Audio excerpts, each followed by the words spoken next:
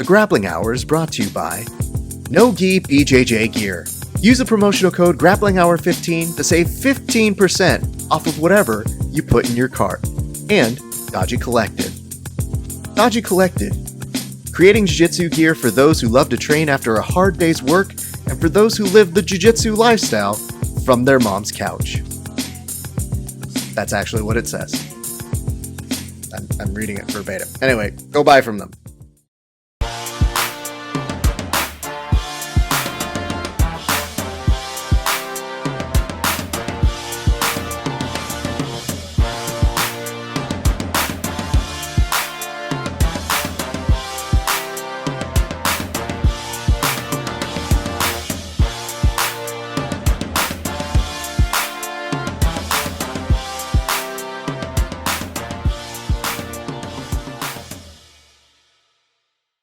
What is up, grappling fans? It is your friendly neighborhood BJJ podcaster, Rafa Esparza, coming to you with another great installment of Grappling Hour. We have a very, very loaded episode for you. I cannot say that enough, so we'll get to our guests in a second. Later in the hour, probably about an hour plus or so, you'll be hearing from our good friend Garry Tonon. That's right, the Jiu-Jitsu has-been who had to run to MMA. Of course, before then, we have two incredible young talents, but I gotta do the plugs before I talk to them as they stare off in the distance, and I have to say this about them. This is how smart you know they are. Before we started this, they checked their phone battery and made sure to hydrate themselves. So they've already scored high remarks from this old and bitter host who has seen many a guest screw this up. Anyway, let's get back to business. First and foremost, give some love to our sponsors over at No Gi BJJ Gear. Use the promotional code GrapplingHour15 to save, 15% off of whatever you put in your cart. You can also, if you're feeling like you want to have like a little bit of a, like you want to shave a little bit of the area and you don't know what to do, use Manscaped. Use the promotional code VerbalTap20. Listen, guys, it's the holiday. No reason to just be sloppy. We all understand we're going to be getting fat. Why look even worse? All right.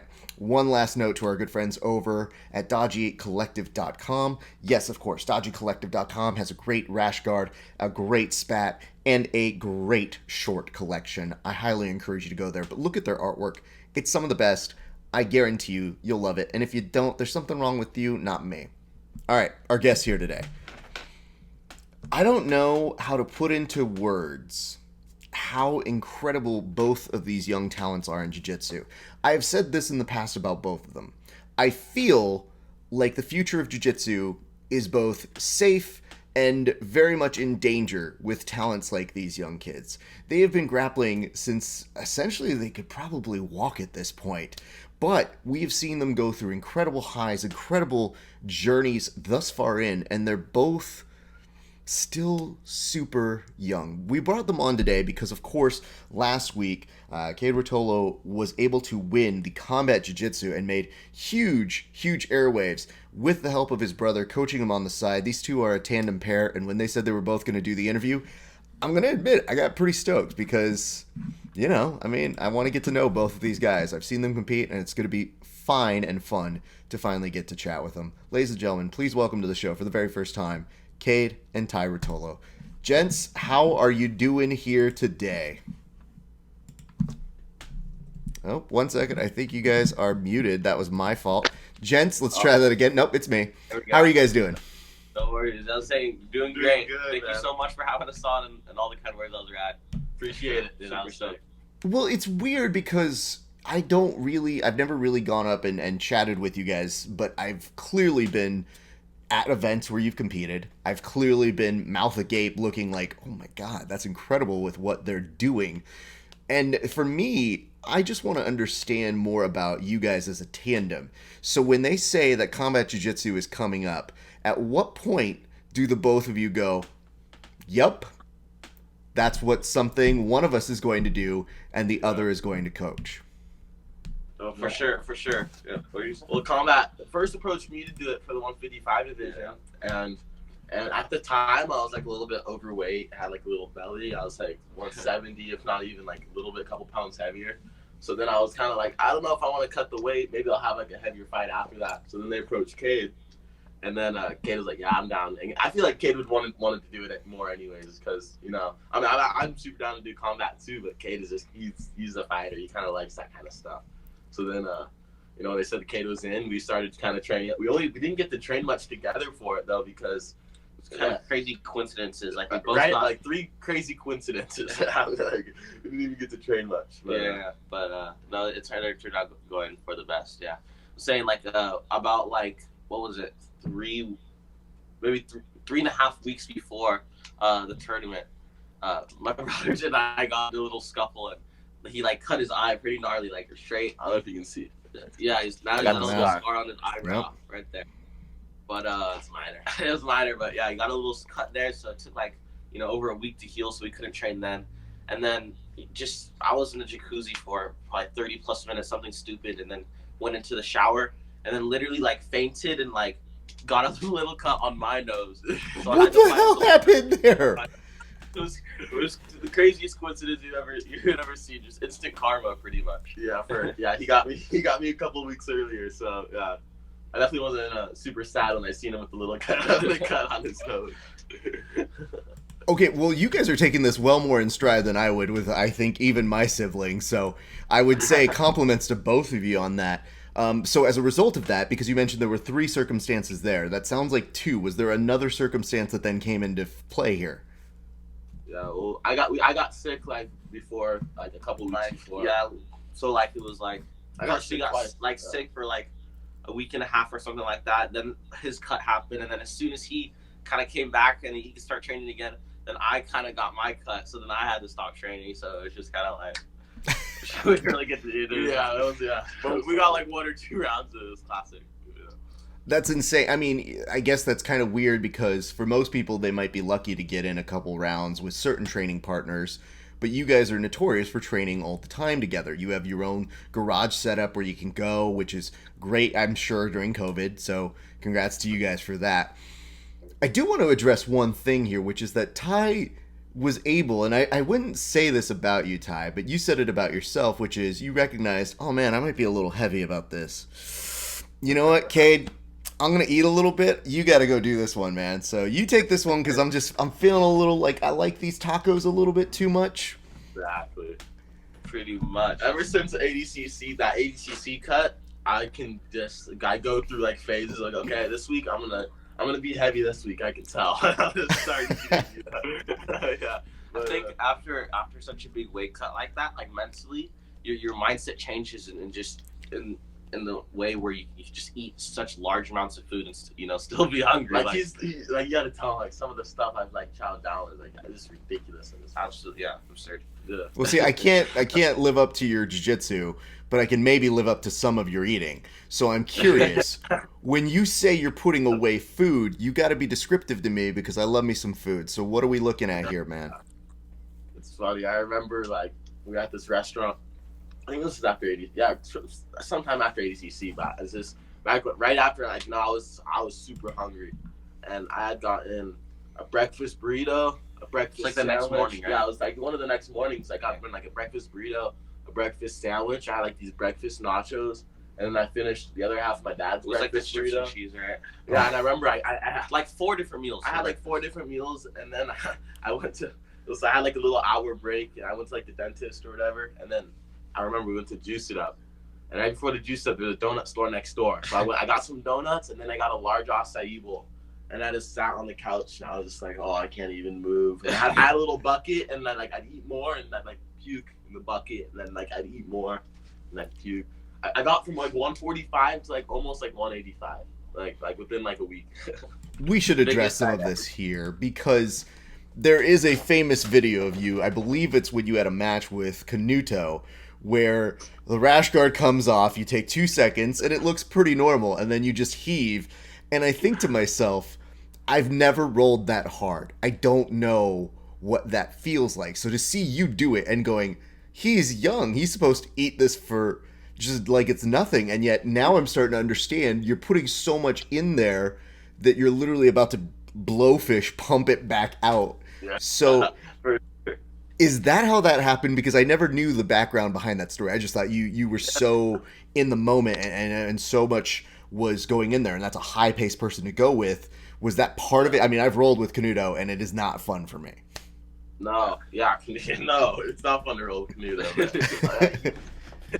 He's so like, and he's just the type of match too, where just like throughout the whole match, you know, for me, my mindset is always I try to like break people and get them more tired than me, you know. But with Canuto, it was constantly a battle of like, okay, someone's gonna break here, like you know, we're both getting tired, you know, and yeah, that match was crazy. And I don't even think it was so much that I ate a bunch before that match. I was just like really pushing myself. Yeah, you were you know, eating before matches. We kind of had like some superstitions for the most part, you know, like not to, you know, eat super bad and, you know, certain things like that. But yeah, I think that one was just definitely a super hard scrap, you know, especially with the competition. Sometimes the lactic acid hits, you know, and then, you know, comp's different. Like I can train really hard and train. Like I think I've thrown up like once in training. Yeah, you know? But like I've like thrown up like after a few different matches competing. It's a different type of, you know, you got the adrenaline and there's all these different emotions coming, and then all these different variables. I don't know. It's funny. Like right after the match ended with Canuto, I won, and I felt it in my stomach. I'm like, well, I'm gonna have to puke. So like, I just made my way smoothly to, you know, tried to like, you know, not let anyone know. On my way there, I was just like, oh, almost in my mouth. I had to like borrow a couple different buckets. It was funny. Did you get any weird mess from that? Because when I see those videos, I always think like, listen, you guys are beloved. People really like you both. You have a weird pass through a number of different people who all don't like each other, but they all like you. And I don't know if sometimes you pick that up, but I'm always like, I could see you guys with Gordon Ryan chilling there, and I'm be like, okay, well, cool. And then obviously Galvo is there, so you always are kind of those weird kids that can be like get away with like, oh well, you know, we're cool, like we're good. For sure, it's great to point that out. Actually, you know, for sure, it's funny to hear. But yeah, for sure, I think we're pretty neutral, you know, for the most part as far as, you know, feelings go. Treat people how you want to be treated, and you know, you don't got a problem, right? And then that's kind of how it should go. I feel like it makes sense. And again, I always tell people our sport is filled with so many things that happened before so many of us entered it, so that people sometimes have bad blood, and sometimes I tell them, I'm like, why do we not like each other? And they'll be like, oh, yeah, like his great-great-grandfather in Jiu Jitsu didn't like my great-grandfather. And I'm like, well, what did our great-great-grandfather do to them? They're like, that's not important. I go, I'm just, listen, dude, I'm just trying to be a friendly host here, so I don't need any of that bad energy in my side. All right, so let's talk a little bit back on the Jiu Jitsu side for combat Jiu Jitsu. Obviously, I know that you guys live out in Huntington, and I know that surf culture is a huge part of it, so the locale couldn't have been bad. Were you taking any time off to maybe use the beaches? Like, what were you guys doing, and like, how long were you out there in Mexico for this particular event? All right, so we were pretty much in and out of there this trip, super quick. Unfortunately. Yeah, unfortunately, it's super beautiful there. We would have loved to stay and, you know, spend more time, but yeah, we just booked the tickets for just basically when we flew in the day before, you know, kind of, I think midday, relaxed the rest of the day, competed the next day, and then we were out the next morning, you know, so we didn't have a whole lot of time to you know, cruise and hang around, but it was beautiful for sure. I had one of the best tacos of my life. Yeah. Well, now you need to tell me where you had it. Yeah, right. Do you remember the name of the spot? Right across the street from the Hilton, next to the airport. So, like 15 minutes. I forget the name of the spot, but it was lovely. Yeah. It was fun. You know, this guy, he was like not cutting weight, but he was like watching his weight and then maintaining like. Yeah, and then I think he stepped on the scale a couple like it was the day before, and like, oh no way, I'm under like 2 pounds. So we go straight to the Mexican place. He gets like a big burrito with like rice and beans, and I'm like, whoa, bro, like watch out, dude. At this point, I knew it's just the weight of the food, though. So it's like, as long as I don't eat 2 pounds of food, I'm good. Yo, there's nothing worse than that scale when you get to that week. It's just the way it messes with you, man. Like you'll like look around, you'll have water, and you'll go, that was water. I'm supposed to have that. Come on, scale, like yeah. Don't be mean, scale. I need you to work in my favor, man. Exactly. That's funny. I remember like 2 weeks before ADCC, I was thinking about like doing, because I had just done like a crazy diet to lose all the weight, and I was thinking like, oh, maybe I got to do like a little bit of the water loading thing. So I started drinking a bunch of water. I gained like 8 pounds of water. And I stepped on the scales and I just scared myself so bad. I'm just like, oh my God. So then I just stopped drinking water again. I just like started running with the sauna. I was just like, yeah, man, the water loading is scary for sure, man. Yeah, Absolutely. We try not to cut too much weight. We don't have to cut weight for sure. I mean, I think you're still at the age where you can do it a little bit. I highly advise people who are close to me that cutting weight for jiu-jitsu doesn't make sense. I don't love it for MMA, but I do understand some of the advantages of it. The advantages for jiu-jitsu seem very, very elusive. Like, they seem like they're going to be great. And then you see the toll it takes on their body, and I go, how much is that taking away from more rounds that you're doing or more capabilities that you have? Or even sometimes I'm like, yo, this person used to be really flexible, and now I see them not going for that flexibility because they've been jumping through the weight classes. So even the weirdest things that I go, I wouldn't think of that, because I'm like, when people would ever look at me, I go, I'm not moving at all. This is exactly as fat as I'm going to be, and I will fluctuate between these fats. Let's go to talking about the actual competition itself. I do want to address, of course, the actual buzzable moment that we're going to talk about. But first, I'd like to get your impressions of coming into this tournament. So I need to be reminded here because sometimes I forget. Was this the first time you had done a combat jiu-jitsu match? It was. Yeah, it was the first combat I'd ever done, for sure. So in the build-up to that, this also meant it was your first time prepping for that sort of a thing. How, if at all, did that differentiate from what your usual training looked like? For sure.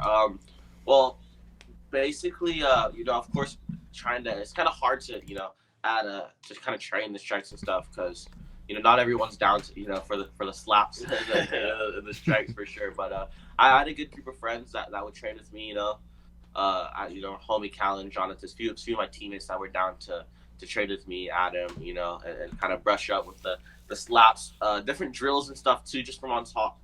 And I think mostly it was just, physically getting ready, mentally, just trying to make sure my jiu-jitsu was clean. And I just kind of knew, I think the point of difference, the path to success for like that sort of the rule set was just kind of mix, not overcommit to the strikes, but just kind of to mix it up so where I could kind of throw a few and then get them to flinch and then, use it to pass or advance an opportunity like that. So, so leading up to the competition, I had a few teammates that were down for the slaps and just training at Atos every day, the no-gi calm class, pretty much the best gym in the world. So, with that, being said, that was pretty much the training.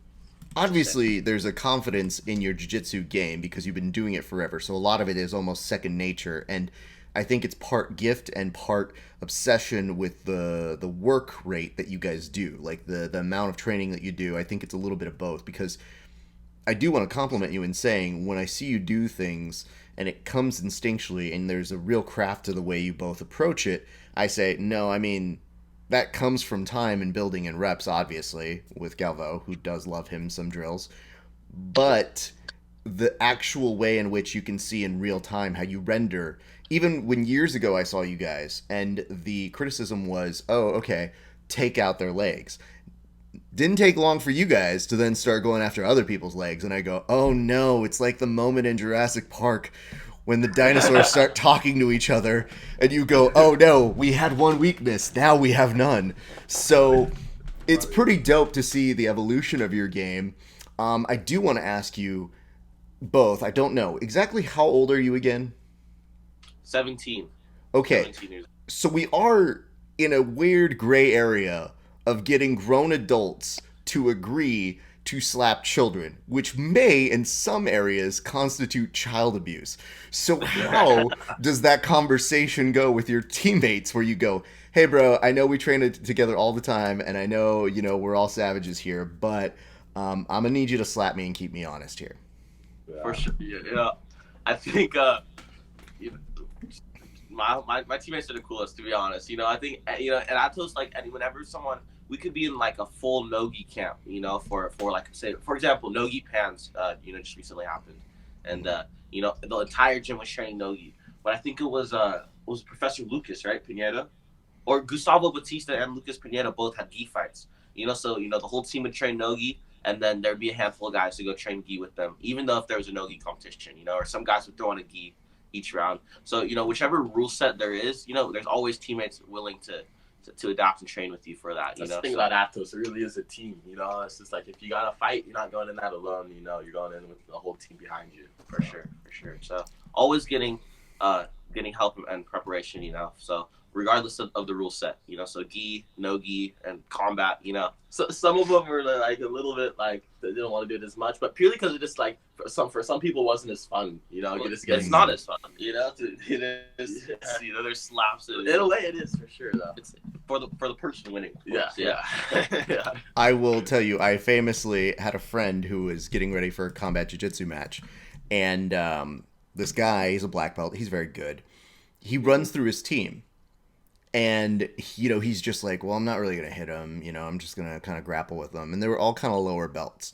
And I happened to be there, and he was like, hey, are you training? I was like, I'm working on something right now, but you guys are welcome to use the mats. I'll take care of you guys. I see him run through all of these guys, and I go, dude, that's not good training for him. All these guys are just, that's not good. They're just getting wasted. So I come in, and I go, hey, man, I got some stuff. I'll come and roll with you. I'm notoriously very defense heavy, so there's usually a way that I can make my defense turn into offense. With really good practitioners, it is difficult to make happen. With him, he got so frustrated at some point, he started slapping me, and I ended up getting volunteered to help him with his combat jiu-jitsu match. And at which point, you find that you have a fight or flight response. And even while the dude was mounted on me and slaps me down, my first response was to palm strike him back, and I was like, what was that? And I told him, I just he looked at me like, I didn't think you would do anything. I wasn't sure what would happen. I was like, why would you I didn't say I was in this. And then all of a sudden I was in it. So I just told people, I go, you know what? It serves a point. It's terrible for my game, I'm sure. But it is important if you really want to love and do jiu-jitsu in all forms to be aware of that strategic weakness of our sport, especially in sub-only, where you can let people dominate you, and it just doesn't look good from a full fighting perspective. So that was something that I feel is very good for you guys to watch. Talk me through your day, because when you see the list of people there, I'm sure you have your ideas of who you're probably going to be facing, and you're looking around and you're kind of strategizing. How much of that becomes, between the two of you, something that you guys are strategizing, or is it just now to the point where you've prepped so much you just go out there and perform? Yeah, there's always some strategizing. Yeah, there's always some strategizing, but I don't think we look at the brackets until like the morning of or something, right? Yeah, so I don't think they released the brackets till like the morning of, so I didn't really know who I was fighting first, second, third, and and for the possibly for the fourth. So I was just trying to, just keep my mind sharp and just kind of to stay calm. And those types of divisions, you can't, it's not like a super fight where you can just focus on one person, So obviously, you kind of got to come into that with a different type of mentality of just being the best version of yourself that you can be. And then once the division started kind of getting into the motion, we kind of see who he's going to fight next, who started winning. And then that's when I'll take him aside. I don't know if you've seen the clip, but there's like a lot of times before our matches, it'll just be like me kind of whispering in his ear with our hoodies on, and then saying this little things like, okay, so look, this guy's got good wrestling, so you get on his head. There's kind of we just go over the routes of winning, the easiest ways, and then you go out there. I feel like that's kind of what strategizing we do, if anything. For sure, that always helps so much. Or those little add-ons, because no one better than Ty and Professor wasn't there for this one, but usually Professor's there, and it's always to get those last little bits of advice before I go out there. It's just so reassuring, and so good for just the confidence levels. For every time I have those little talks with them beforehand, I just feel so much more calm when I go out there, because then it's like a little reminder, so he'll pitch those little ideas to me. Like, for example, I think it was before my Jordan Hawley match. It was my third match, and he was like, he's just very, the way Ty, he'll be like, bro, let's go over this. She's like, there's no way this guy can beat you, you know. And he's so convincing when he talks to you that you're like, you just start believing it. You're just like, yeah, you're right, bro. He's like, your wrestling's better if you get on top, you know. And just like it's very like reassuring for, you know, mentally. So it's really good to have. I mean, I have to be fully forthcoming on our fight companion. I said, okay, Jordan is going to have certain strategic advantages that if he can put it in his game, good. And then I saw him shoot in, and I go, that's not one of them, at least in this case. I was pretty baffled too. He shot. I wasn't expecting that for sure. And I mean, I know I've rolled with him. He's a beast too.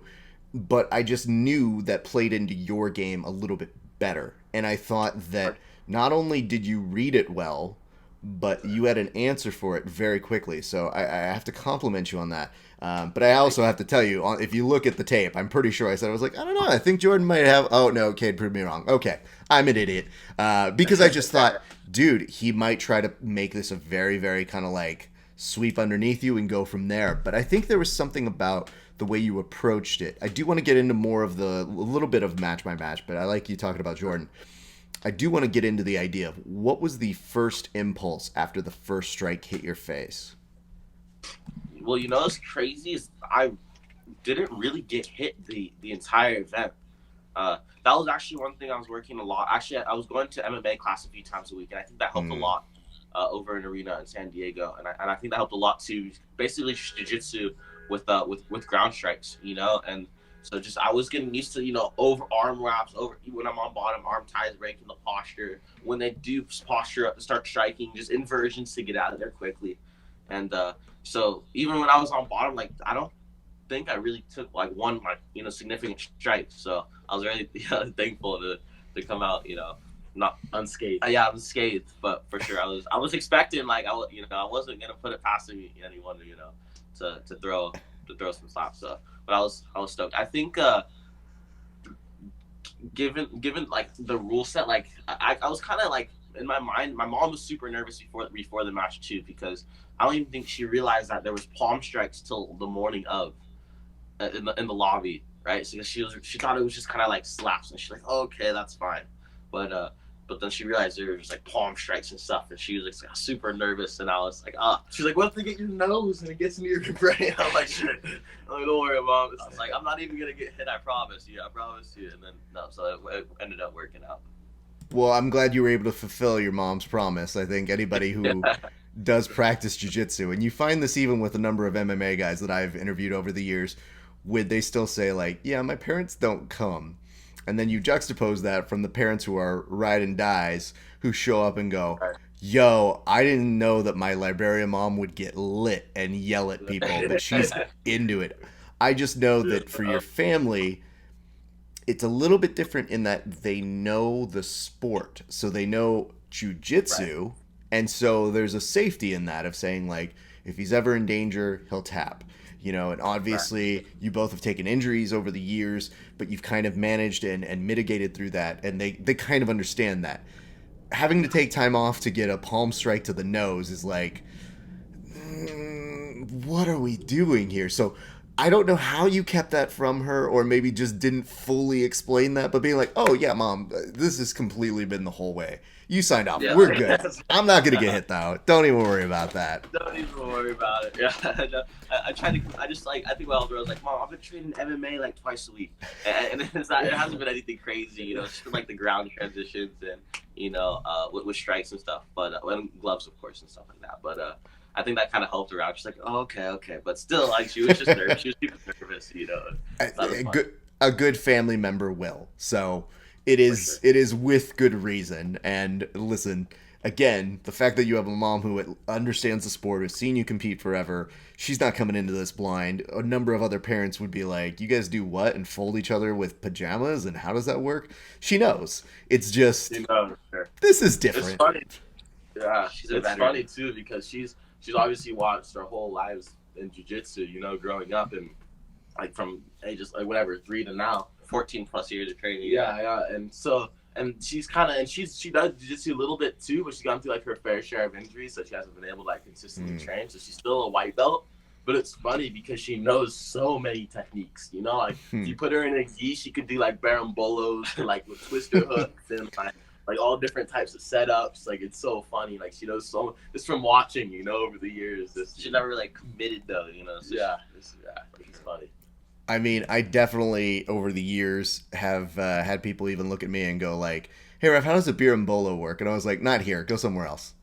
And they're like, "You've been around this for a long time." I go, "No, that's not what I do. That's a someone else game." So it is a very particular skill set to be able to do those sorts of things. And I still think it's so dope that you have a whole family that is immersed within it. You know, I don't have that in my life in terms of that. I have a sister who photographs with me. And she, one time after photographing, maybe 2 years in, she's always liked it. But I remember she looked at me and she said, "I get why this means this much to you." And I realized, oh, okay, cool. You get why we train it, we live it, we cover it, we interview. And to me, that meant something. But for you guys to have it as like your family is just a way of life and maybe you don't know it any other way, just know how dope it is and really, really understand that is a very unique and beautiful thing. So having said that, though, I'm very sorry, Mrs. Ruotolo, that was an issue. I'm glad you made it through, and clearly the young man turned out okay. I do want to go back and walk me through, you know, obviously you get a knee bar to start the day. So when that knee bar happens, how did you set that up and how were you able to fully pull that off? Right, so if I remember correctly, I hit kind of like that overhook wizard takedown, called the manivela, and then the vicious one. That was mean. Yeah, the way you did it too is mean. Like that one, yeah. Well, I was trying to get sub off it, you know. Then like I was like, he wasn't tapping, so I was like, I kept going, you know. Of course, he didn't tap, so no. But yeah, I got the takedown off the start. I think I fell back on the heel hook, which is kind of passing on top, and then I think the knee bar entry came from when I like. You're threatening a lot of strikes. Yeah, I was threatening a lot of strikes, and then I kind of like stepped off of the body, so like I kind of came to the side and just kind of stepped. It was almost like an extended north-south position, you know, so like not north-south completely smash, but like with just space in between us. And obviously they're gonna bring their legs up right to try and defend. And once he brought those legs up to defend, I think I just I grabbed the first one I saw and I just kind of jumped on it from there, you know, and then and I finished that first knee bar. And that's how I finished it. That's got to be a good feeling, and obviously it gets you started on a very good day thus far in. We go to the second match. You do go to overtime. What does that feel like as you were going through it? Because again, you know, obviously it is a different sort of vibe because, you know, nobody really loves EBI overtime because it is grueling, but it is a way of life. Right, and I remember like leading up to the event, I was just mentally like that was pretty much the one thing that kept running through my mind before the event was I feel like the only way that not the only way of course but like the main way that I saw like my only way I saw myself losing was if I got into the overtime scenario and you know maybe someone you know got held on to the back longer or you know whatever situation like that. So I was really trying my hardest to like you know to get the matches done in the regulation. So what was the second match? Yeah, with the Danny Galazzo, I think his name was. Yeah, the kid was a scrapper for sure. He was tough.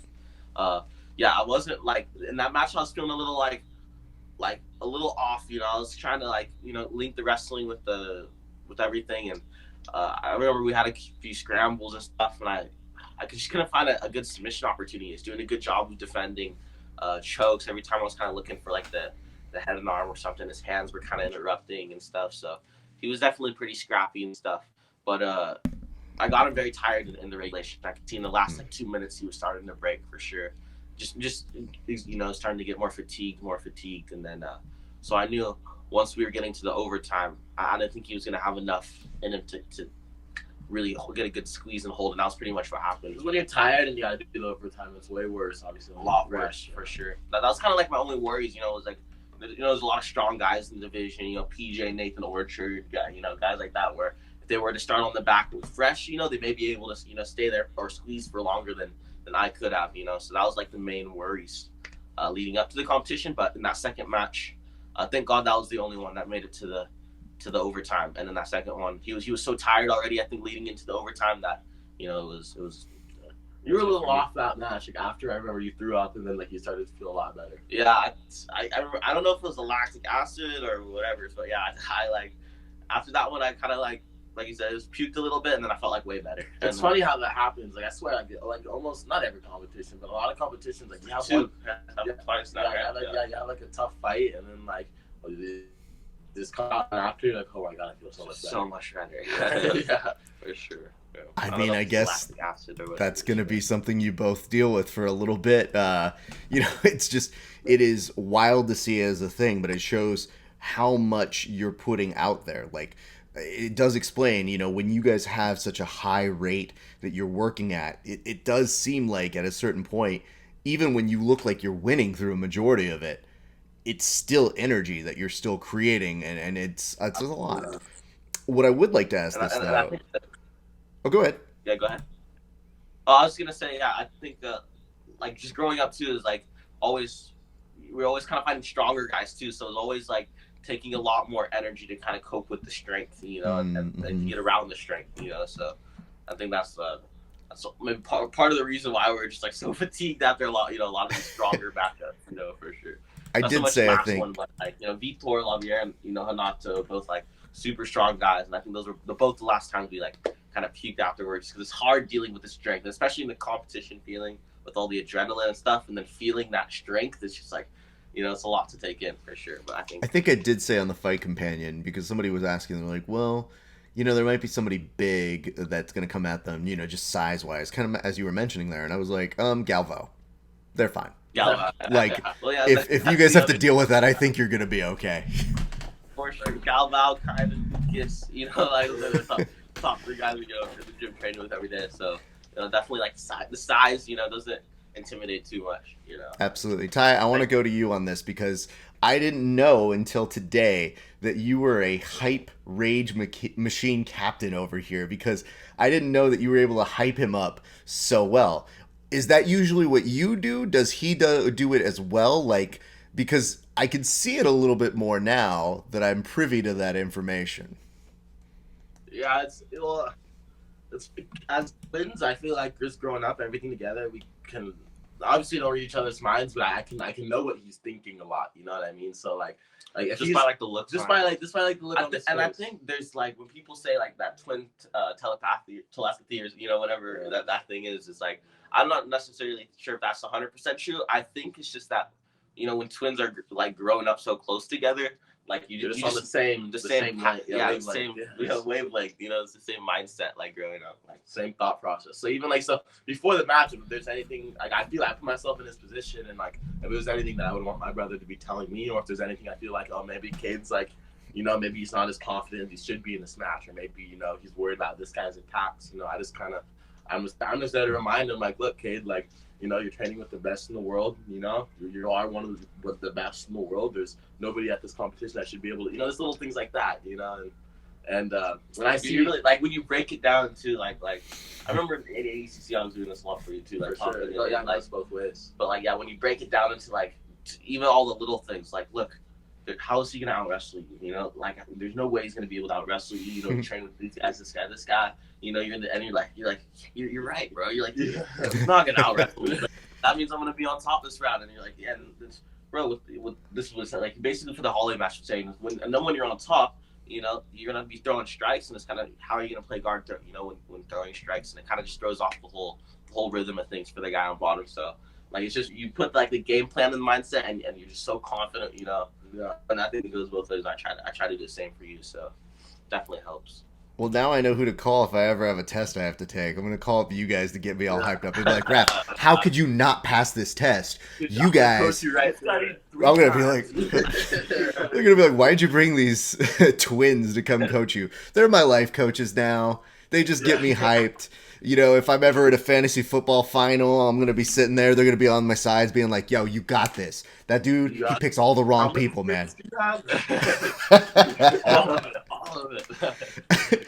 I do want to ask this again with Ty, though, because there was a little bit of an illusion with it in terms of Kade saying for ADCC, you guys always seem to have these kind of great shared moments, but it seems like every once in a while it's one of you goes and then the other is there and mega support. Did this feel like one of those opportunities where you were like, hey man, you were there for me at ADCC. I'm so happy to be here to give back for you. And what does that feel like for you? Because you're witnessing just short at this point, especially after he beats Jordan.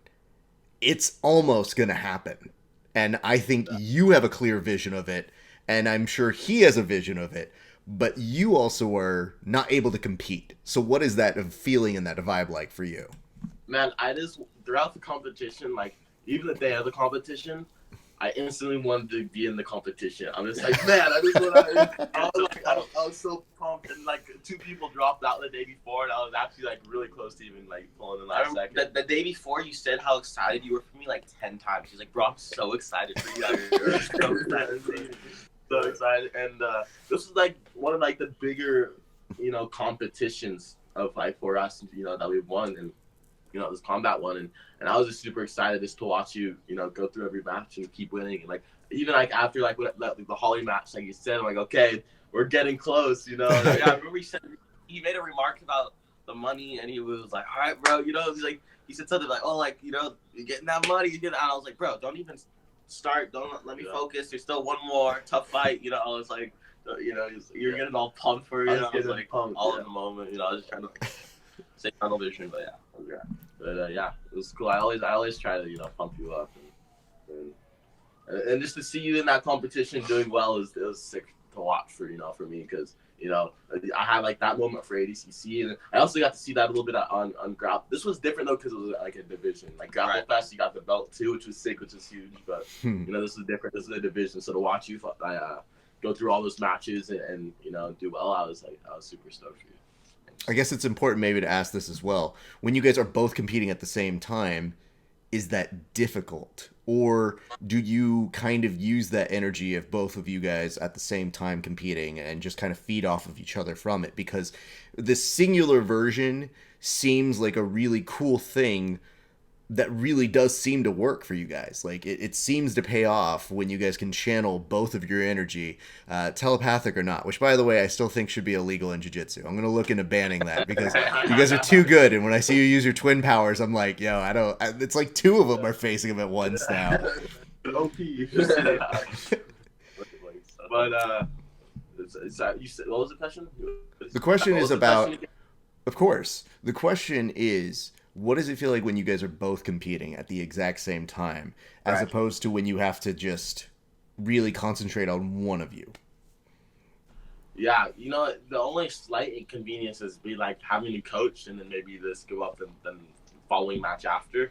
I think it's only happened like it's like twice. Grapple Fest a couple times, and who's number one a couple times. So like it's not, and it's really not that big of an inconvenience. You know, but I realized, like, I got rid of a lot of my superstitions after ADCC as far as, like, what I need to do before a match, you know, because, you know, at that one, I remember before Sunday night, I was cutting weight till, like, 3 a.m., you know, I'm just, like, so if I can go do that, have a good performance after that, you know, like, there's no way I should be able to, you know, not perform because I was just coaching my brother, you know, previously, you know, so. That's the only slight inconvenience, but even then, it's just like I would way rather be there than not be there coaching him and helping him out, you know. So, and then when we're competing together too, you know, we're both tired. We both same thing. We both know what we need to hear, and we're both there for each other. So, you know, and it's a cool feeling too because when we're both competing in the bracket, you get that sense of like, okay, let's take this out together, Kade. We're gonna be in the final, you know, we're gonna be in the finals, and then I'm gonna beat you in the finals. You know? It's like it's a different type of feeling. We have to take out a bracket together. I hope we can do that. I know we have to. Yeah, for sure. We gotta find the right race. That's gonna be like the ultimate duel. I think this was like the second we make it to the final in the with prize money in division with prize money on the line. Oh my gosh, that'd be nuts for sure. Oh, I think you're muted, boss. I think. Thank you. I got it. I was just going to say, I don't think your family's going to 100% love that one, especially if they didn't take so well to you guys getting a slap surprise. They'd be like, Mom, surprise, we're in the finals, and we will try to murder each other. Yay! But don't worry, Christmas will be fine. Yeah, that's like there's no ego behind us too. Like if one of us beats each other, like it's not like I'm not gonna be mad at you for a week, you know. It's like I just need to beat you again tomorrow. Damn, yeah, you know, it's like dang, you got me. Yeah. Does that extend to anything outside of this? Is there a competition that goes outside of jiu-jitsu? Absolutely, yeah. For Anything. Surfing is another big one we're very competitive in. Not as recently because we've been focusing a lot on jiu-jitsu, but there's been phases growing up where we've been so competitive, like yelling at each other in the water, screaming, snakes. Yeah. No, for sure. I think everything we, for the most part, even skateboarding, just like out in front of the house, just like we'll just be hitting like little banks, and then like next thing you know, we're like, all right, you do 10 in a row, I do 10 in a row, whoever does the best 10, you know, like everything starts scoring our ways. Yeah, competition is classic.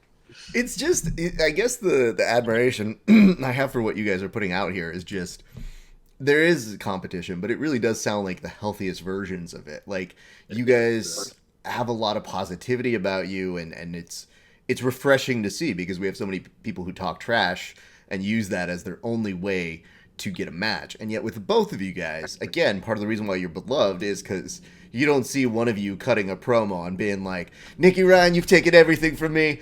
I'm coming after you, man. Like, it's not the way you guys go about your business, and yet still very successful for what you both do. Let's address something here. We've gone on for a bit. It's important to finally talk about the choke. That again, when I say that I get videos sent to me, this is one of the few times where I actually sent it to everybody in anticipation that they were going to send it back to me. And they said, what the hell is that? So I wouldn't bring this up to such an extent, except for this. Kade, please correct me if I'm wrong. You said in your interview with TJ, you just learned that move. When you say that, how far back are we talking here? Are we really talking 2 weeks? And if so, who taught it to you? I think it was also it was like a little over 2 weeks. It's probably about like a month ago, something like that, like a month and a half ago.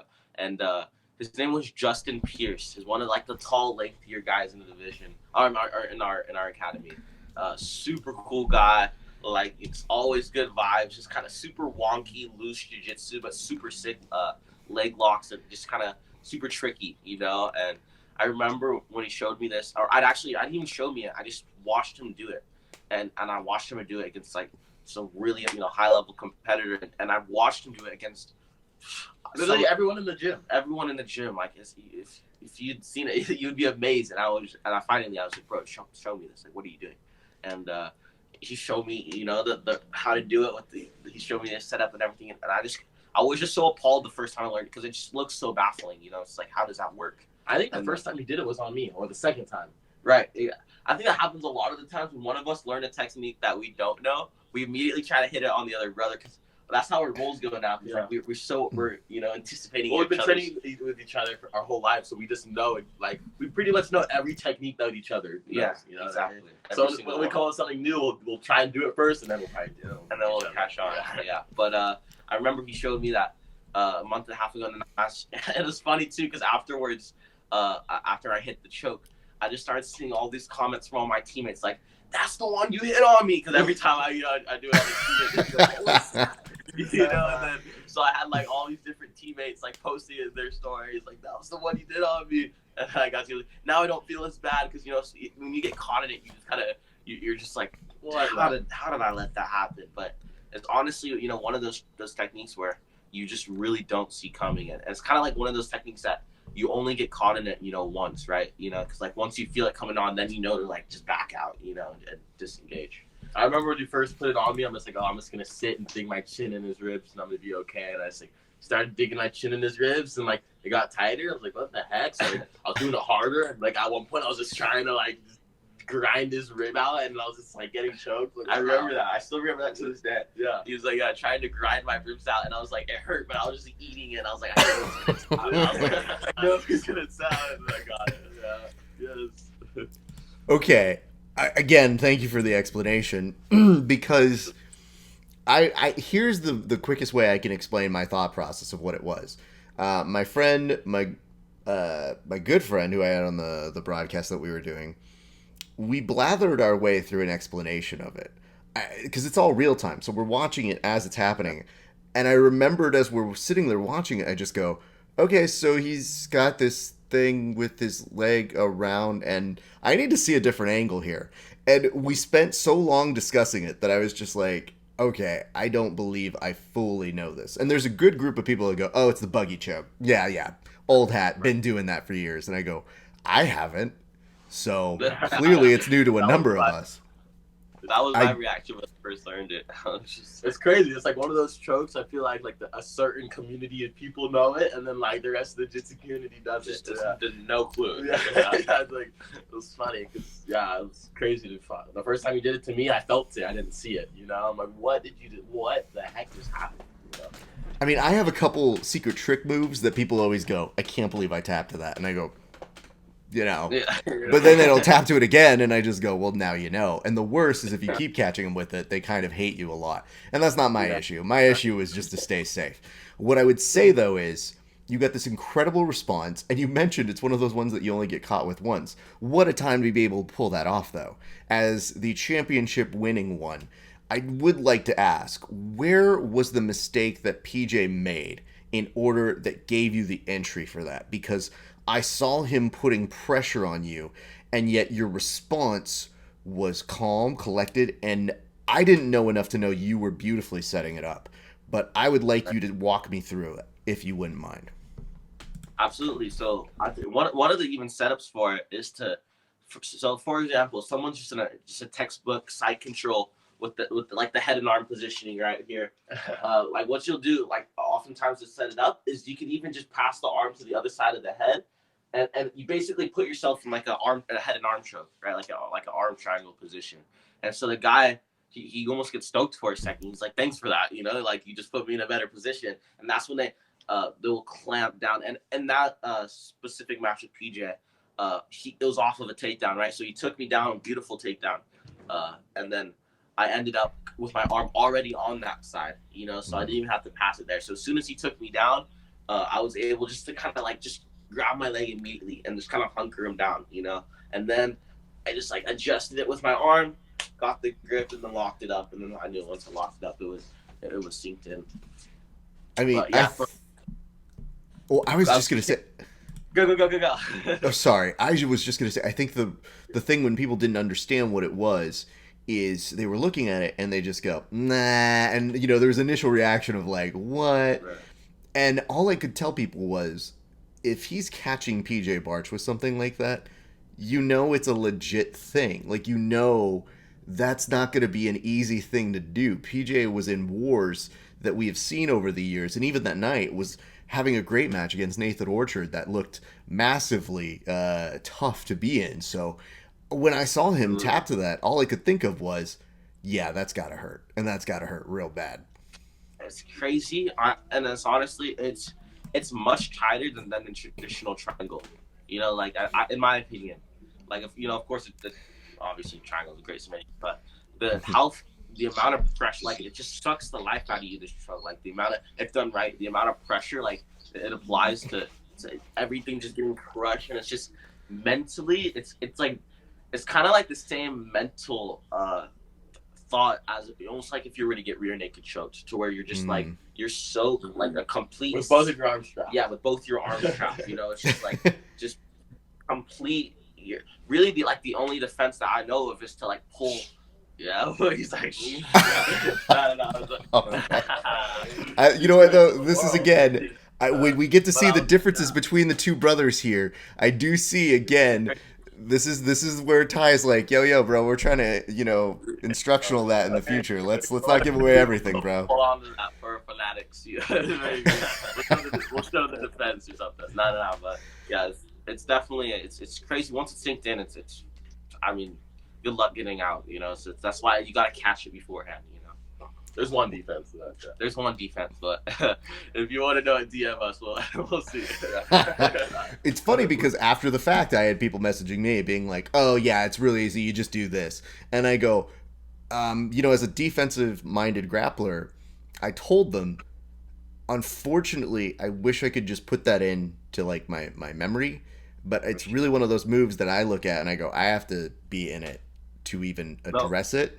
and then maybe I can reverse engineer it. But up until then, like, it's that panic of like everything's tightening and you know you're starting to go. So to me, I said, like, when they told me, they're like, oh, here's the escape, or here's how you do it, I go, I don't know if that's going to work. I just got to be in it. And I don't really want to let people put me in that too much. So, you know, I may go for a long time without really knowing the escape out of it. It's a crazy choke. It gets so tight. Yeah, for sure. It's such a tricky one, you know. Well, let's chat about what happens with the money. So how much did you win, and what was like one of the first things? Because, you know, it's only been a week, so hopefully you haven't lost it all in your travels back. I saw you guys eating very well, so I know that some of it went to food. But what were the first things that you guys were starting to buy and do with the money?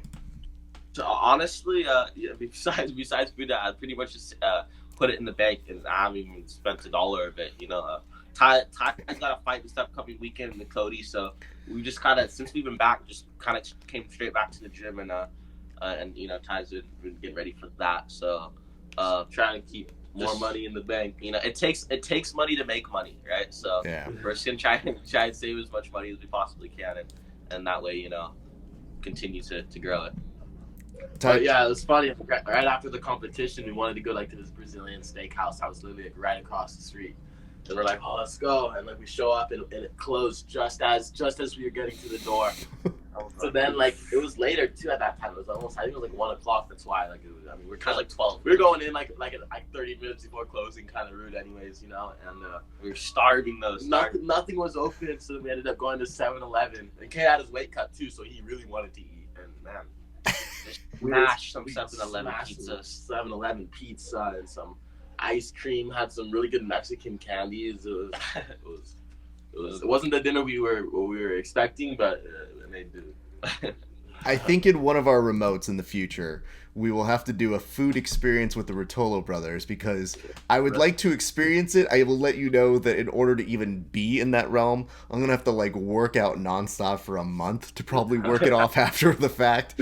But there's something about the way that you guys described what most people would go, I don't want any part of 7-Eleven. And I've been there when you've been starving and you just got to make do with what you got. But nobody here is ever proud, at least in my realm, of saying, we crushed this pizza from 7-Eleven. I'm like, if you lived, you're okay. That's really the same. And especially, she didn't even cook it all the way, too. It was like still doughy and stuff, but it was so non-appetizing, but I was just so hungry. You know? I actually kind of like their pizza. That specific one wasn't the best, but usually I like their pizza. In the States, it's a little different, but I'll eat some. He's the only person to say that. So many people like looked at him. When I first came to San Diego, or we moved here probably about like 8 months ago, kind of when the pandemic started, and when we first moved out here, I was eating a lot of 7-Eleven pizzas because it was cheap. I'd blow my money on whatever stupid dinners that were more expensive. I'm like, all right, let's see. So like you get, I think, 2 slices for like $1 or something ridiculous. So, I've eaten a lot of 7-Eleven pizza for sure. Bless your soul. And you know what? That's how I can tell you're still young. Is that the minute you come up to me in the future, though, and you go, Raph, I got news for you. I understand why you're giving me mess about the 7-Eleven pizza, and I'm gonna go. You have become old like us, son. So we'll welcome you to the old man club when that happens. But until then, you still got years of just eating whatever you want. Ty, this is for you though. The question I have right now is, I like the match of you and Kade. Why do you like the match of you and Kade? For sure. I'm excited to fight Kade. Number one, because he's just like in an exciting fight, you know? I know he's not gonna like go on his back and be defensive or anything. I know he's gonna want to move and take me down, and he's probably gonna come at me like full strength. So I'm really excited to be able to fight, you know, someone that's really gonna bring it.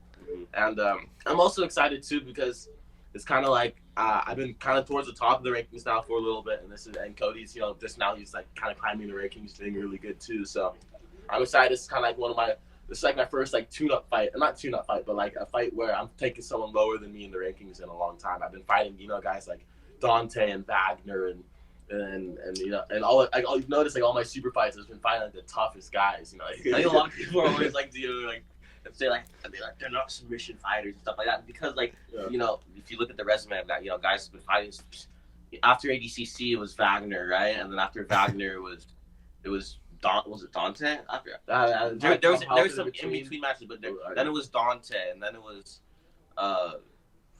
who was the one after Dante? I don't know, but there's like a lot of third coast, Roberto, Jimenez, you know, so every fight since ADCC has just been top ranked hammers, you know, so it's, you know, it's definitely been, and not to say that Cody isn't, you know, one of those guys, you know, but like I feel like I'm in a situation where maybe I'm supposed to win this one, and I'm excited to be able to show, you know, why I'm at third right now, and you know, and I'm excited to, you know, to hopefully, you know, put up a good performance against him. And I mean, again, when we talk about those performers who just go out there and let their work speak for itself, Cody, William, Andrew, those guys, like, I put you guys in a very similar basket of, I don't have to worry about nonsense with any of you. I feel great in knowing that you guys, all you're doing is jiu-jitsu. So you're not messing up your lives. You're just going out there. And there's something very, very encouraging about that, and knowing, oh my God, we can see some of these matches forever. They're so young.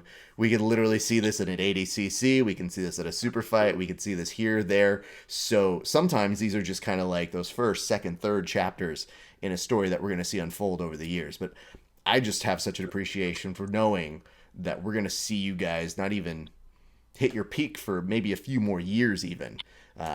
Just as something that'll be fun to watch.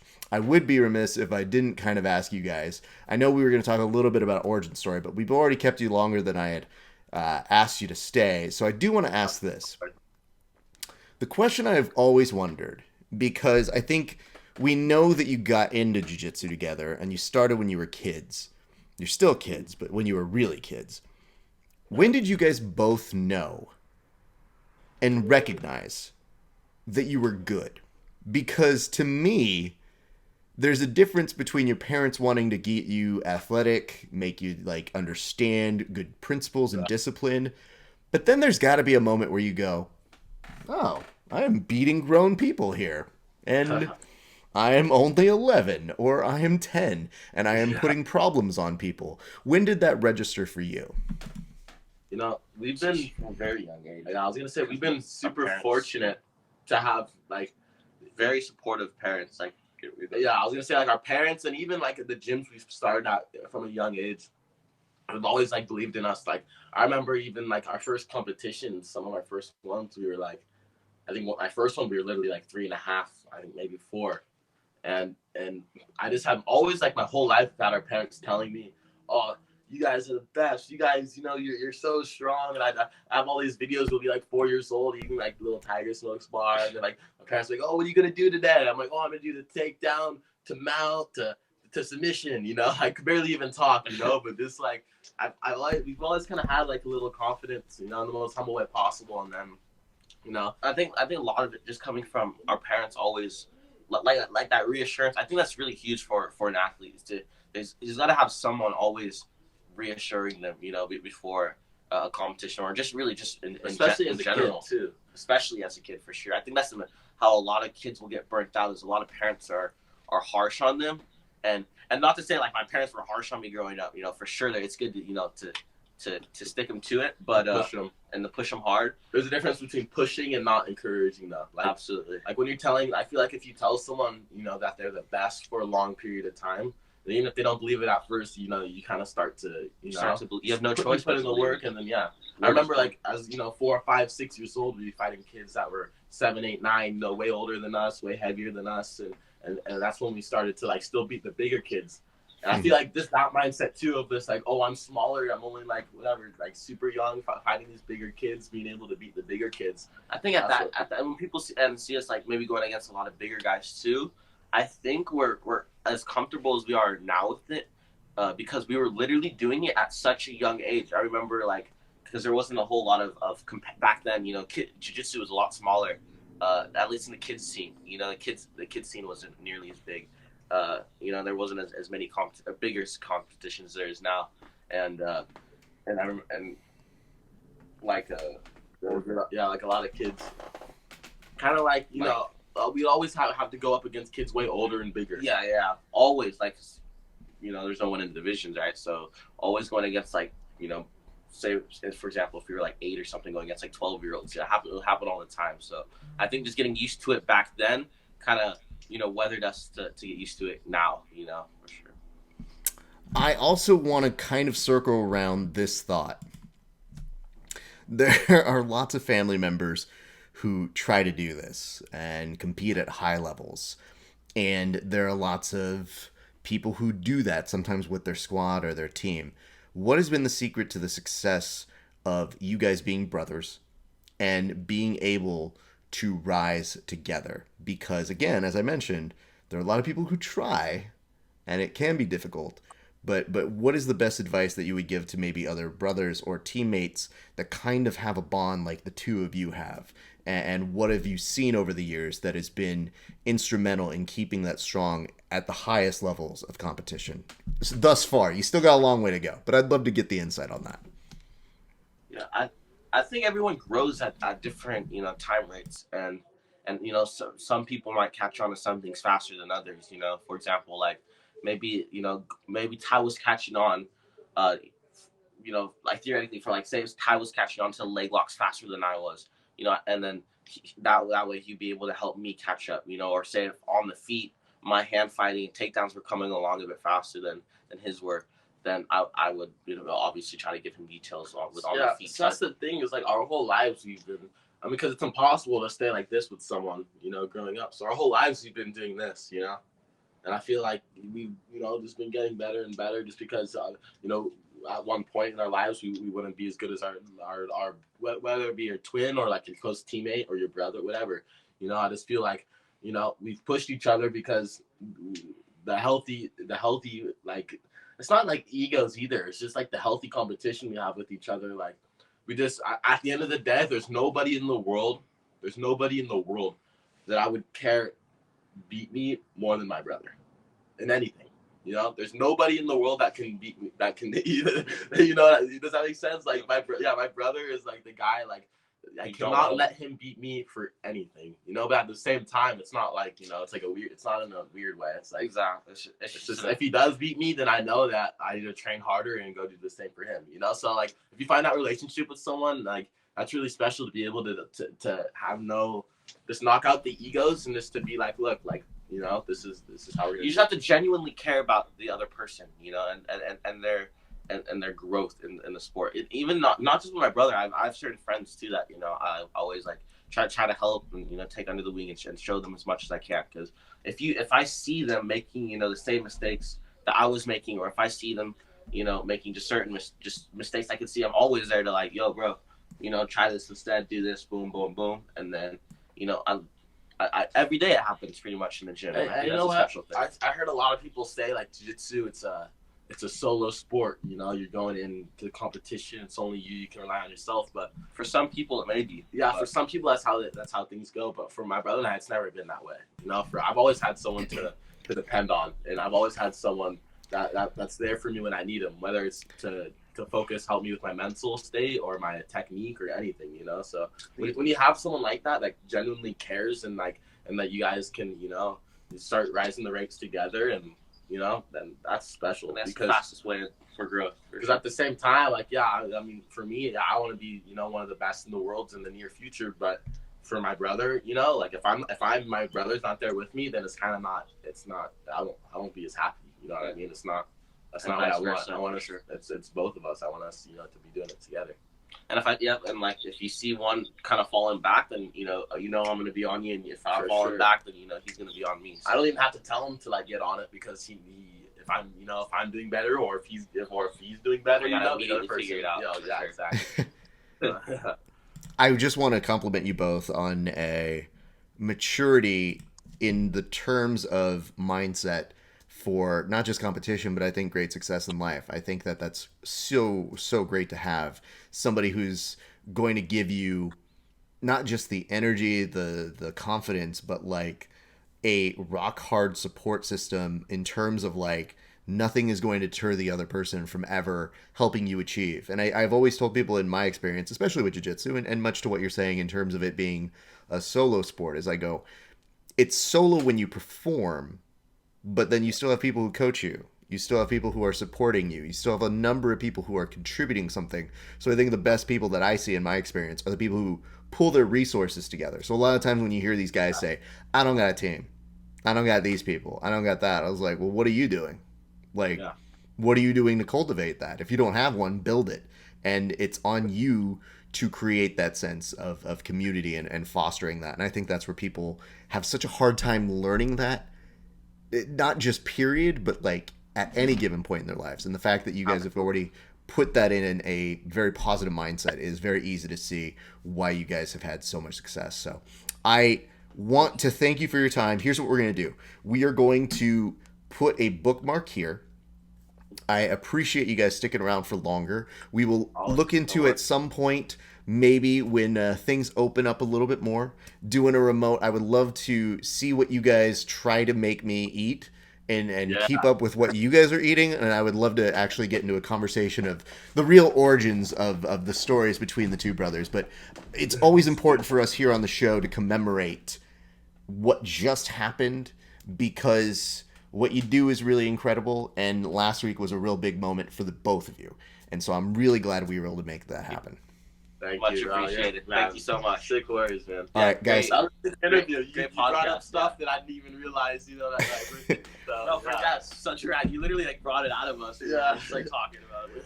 Well, let's put it this way.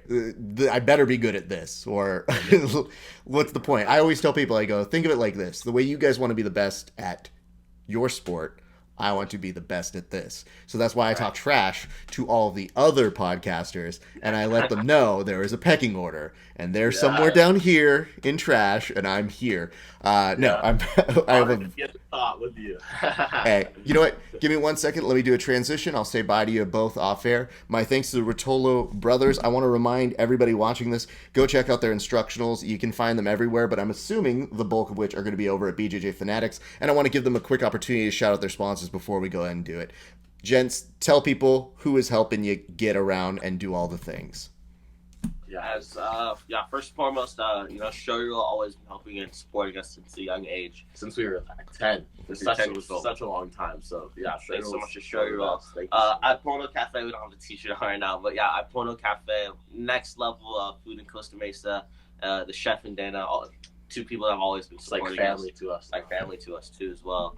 Bonsai Bulls and Electrum Performance, the gym here out in San Diego. And the Bonsai Bulls Fire side. Thanks to all you guys and supporting us, bro. Well, Alexicure too. I love the Alexicure. Oh my gosh. The CBD. Yeah, lifesaver. Can't forget about that one. Thanks, guys. You guys are the Much best. appreciated to all you. Appreciate it. All right, guys. We'll be right back with Garry Tonon after this. Cool. Head on. All right, ladies and gents. My guest here today, what do I say about him? It's hard to put into words what exactly he means to this show, because it's conflicting. We root for him, we're excited for his wins, but is there a part of us that's kind of rooting against him? I would be lying if I didn't say at least there's 10% of us that goes, but what if he lost? Like, what kind of shit would that do for us? And I have to say this, before he comes on, I think it's important to note, when Garry puts up his traditional, hey, here's the time I'm fighting, please don't ask me because I'm just not going to respond to you note, I look at it and he says, East Coast time, it's going to be 7 a.m. in the morning is when the event starts. I look at that time over here on the Best Coast time, and I look down and I say, holy fuck, I'm not waking up for that. I will catch a replay. I'm not interested in it. Joke's on me. I had to be at work at 4:30 in the morning. So it was maybe about 2 hours into the event where I just go, hey, is Garry oh, fuck. I can watch that. So I didn't mean to watch it, but I guess things worked out nicely enough that I got to see Garry pick up his first decision win in MMA, but looking quite dominant. And we have questions about it, obviously. But ladies and gentlemen, welcome back to the show. Our friend and yours, one, Garry Tonon. Garry, how are you doing here, sir? I'm doing great, man. I'm glad you got a chance to watch my fight by accident. I had to explain to our boss as he walked in. He's like, what's up, man? And he sees me watching something, like a video. And he just goes, what's going on there? And I was like, oh, my buddy's fighting. And he's like, oh, he's your friend? I was like, it's complicated. I go, I do want him to win. And he goes, okay, that sounds cool. It sounds like a raft problem. Are you going to finish these things? And I go, yeah, dude, like, it's 5 a.m., man. Like, give me some time to fucking get this together. And I got to say, man, from the very get-go, it was nice to see you start with not only some striking that looked good, man, but you had your opponent's back. You had all of these things go well for you. But before we even get into the fight, I want to ask, how hard was it to get this fight here together? Ooh, man, there were some hoops to jump through, man. So, first of all, it's been like a 1.5 year layoff since my last fight. There were some contract negotiations that happened that delayed things. Then I had like a fight signed and like something happened and that got pushed back. And then finally I had like a pretty sure thing going. And then that was like their very first canceled event for COVID. So like they started having events with no audience. And then my event was the first event that they had to like officially totally cancel because I guess they had cut off travel between or I think in and out of Singapore. I think that was the issue.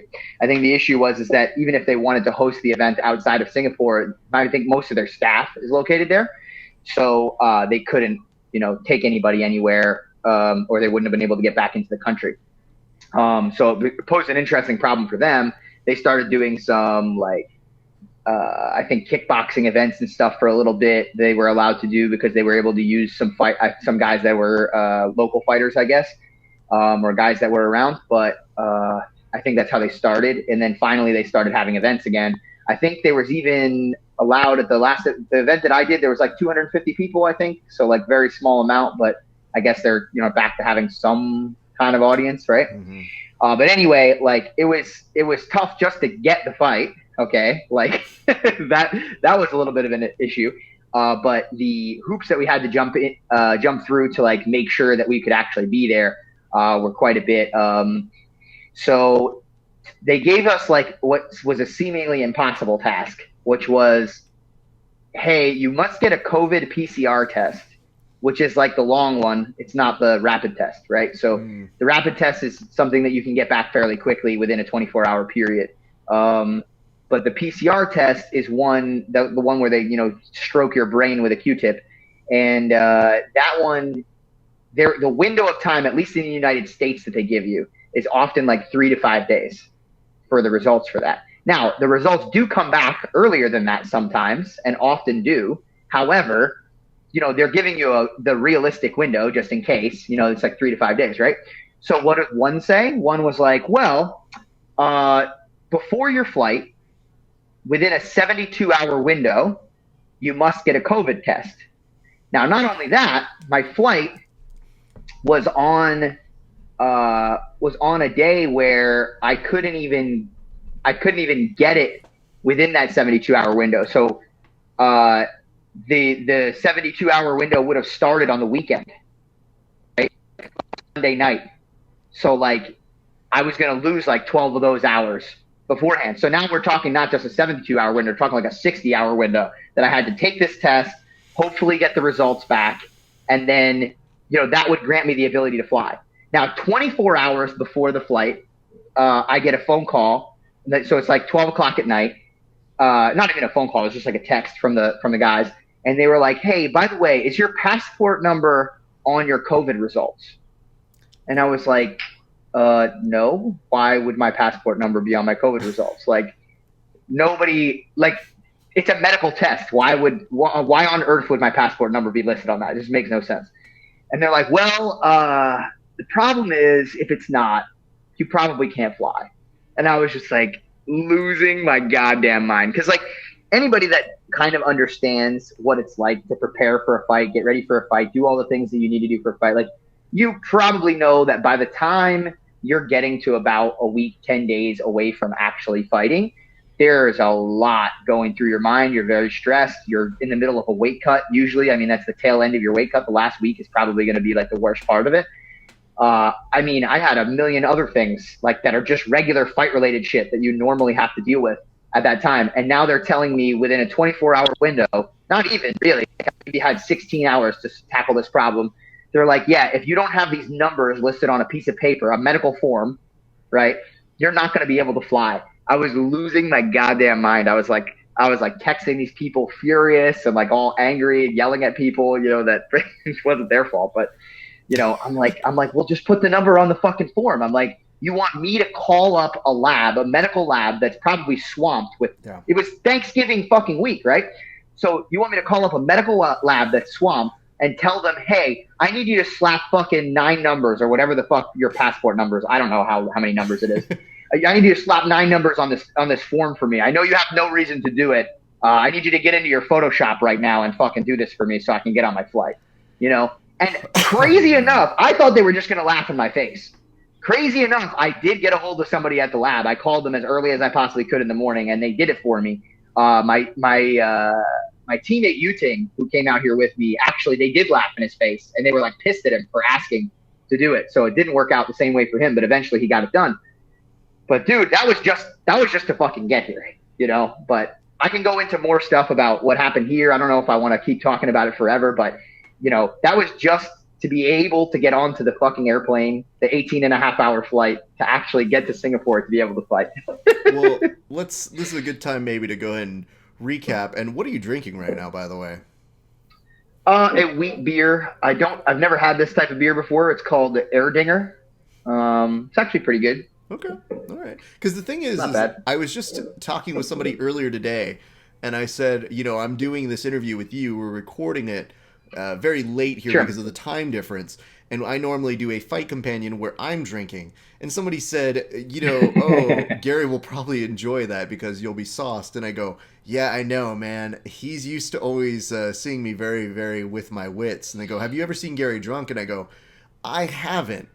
But it's not like he's opposed to drinking. He's just not when I'm really around him because he's normally competing. So it's not really time for him to be like, oh, I got this final round, but let me just go ahead and pump this fucking shotgun real quick of this Bud Light, and then I'll finish this. Wish you would. Yeah. But, all right, well, it's good to see that you're celebrating appropriately. I did want to ask about this because people were a little, I don't want to say miffed, but they were probably feeling for you in that John couldn't make it out there to coach with you. So when did you find out, and when did you guys make the decision to have him not go through those protocols, which sound pretty shitty? Yeah, so I'm guessing around like 4 weeks ahead of time, I was just kind of coordinating with their event staff and stuff and trying to figure out what the deal was, because I obviously knew that there was going to be different protocol because of the COVID stuff. So I said, like, I was like, how many corners am I allowed to bring? You know, how does that work? You know, this, that, and the other thing. And they're like, well, you can bring 1 corner. And I was like, so you want me to drill fucking heel hooks and Kani Basami on an old man? I was like, that ain't right. You know, I was joking with them a little bit, but they were like, yeah, sorry, you know, we can only have 1 corner come. It's the government, it's restrictions, it's not ours. You know, normally we get at least 3 corners for regular fights and then 5 corners for a title fight, I believe. Yeah, it sucks, man. It was the first time that I ever had to be here without John, you know, for a fight anyway. You know, obviously I've grappled many times. I think grappling is it's a very different thing. And like, there's so many competitions and you can compete so frequently that it's a little unrealistic for your instructor to always be there. Like I try to communicate this to like students and stuff sometimes. Like, dude, like I love to be there. I love to try to make sure that I have coaches there to help coach. But I think for grappling, it's a very realistic thing to get used to the idea of competing, like just alone by yourself. Maybe you have like a friend or something that's going to keep time, or even some random person that's just going to keep time for you. That's probably a good thing to do. Unlike what I did in ADCC in China, where I didn't have anybody in my corner and didn't tell me how much time was left for my Crone fight. But so I definitely recommend doing that. But as far as like grappling is concerned, like you do need to on some level get comfortable with the idea of occasionally fighting, you know, without a corner. It's an individual sport, and like there's just so much of it going on, and so like there's so many other people too. Like think about that. Like, you know, you have a big, huge grappling team of multiple people competing all around the world, and like, you know, coaches got to be different places, and it just might not be the case that you're going to have somebody like that, you know, in your corner. So I'm used to that from grappling, but from a fighting standpoint, it's a little different because I'm so new at it, you know, and it's not only am I so new at it, I'm doing it at the highest level. it's not like, yeah, I'm so new at it and I'm competing in a Naga. Like I'm still competing on the world stage in front of millions of people and shit. Like it's a problem, like it's it's stressful. It's a big deal. It's a tough thing. And like, the consequences of failure are, you getting fucking knocked out, right? Or seriously hurt in a cage.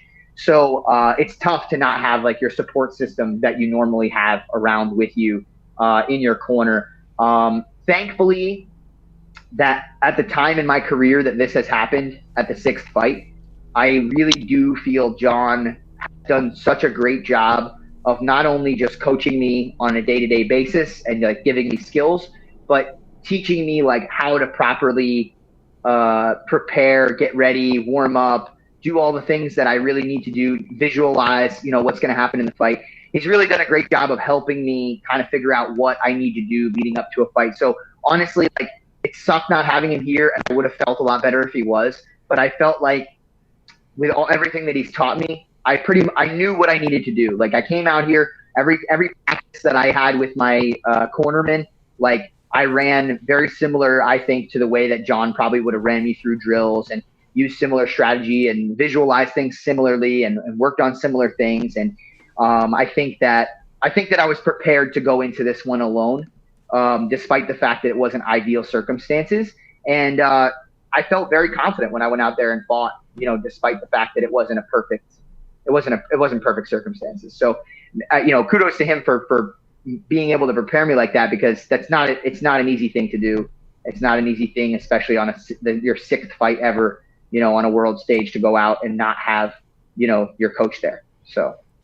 Yeah. And I mean, he put it, as he always does, pretty logically, where you say, yeah, that makes sense. You probably should spend the person who is going to be able to do the drills and really get you ready, because that's going to play an important part, especially given all the COVID protocols. Important. If you are having to warm up or lose weight or stay on a game plan that you've already sort of finessed, it's just obviously, all things considered, everybody here is trying to make things work in very unusual circumstances. So it was very nice to see it all still happen and work out nicely for you. Let's get over to the fight right now, because I do want you to walk me through it. It is very nice to hear the commentators become more and more familiar with your style and what you're putting out there. Now, you did mention that this is your 6th fight. Obviously, you would love to have John out there, but all things considered, what did you feel that you had really improved upon the most for this particular fight, and why? It's a good question. I commonly am asked that leading up to this fight. I like a lot of people were saying, like, man, like, what are we going to see that's like so different from your last fight to this one? Because like I hadn't fought in a year and a half, and like it makes sense. It's hard for me, I think, because we work on so many different things. And it wasn't like in this year and a half, because it's such a long span of time, right? Like it wasn't like, I think if I was given like maybe a span of time, like 3 months or something, to answer a question like that, maybe I would have been able to have like a more specific answer. But because I've had like a year and a half layoff, it's hard to really say, even to look back at a year and a half ago and be like, well, I really sucked like a lot at that, and now I'm like so much better at it. Like it's kind of hard, because I do feel so different. It's just kind of hard to describe exactly how different.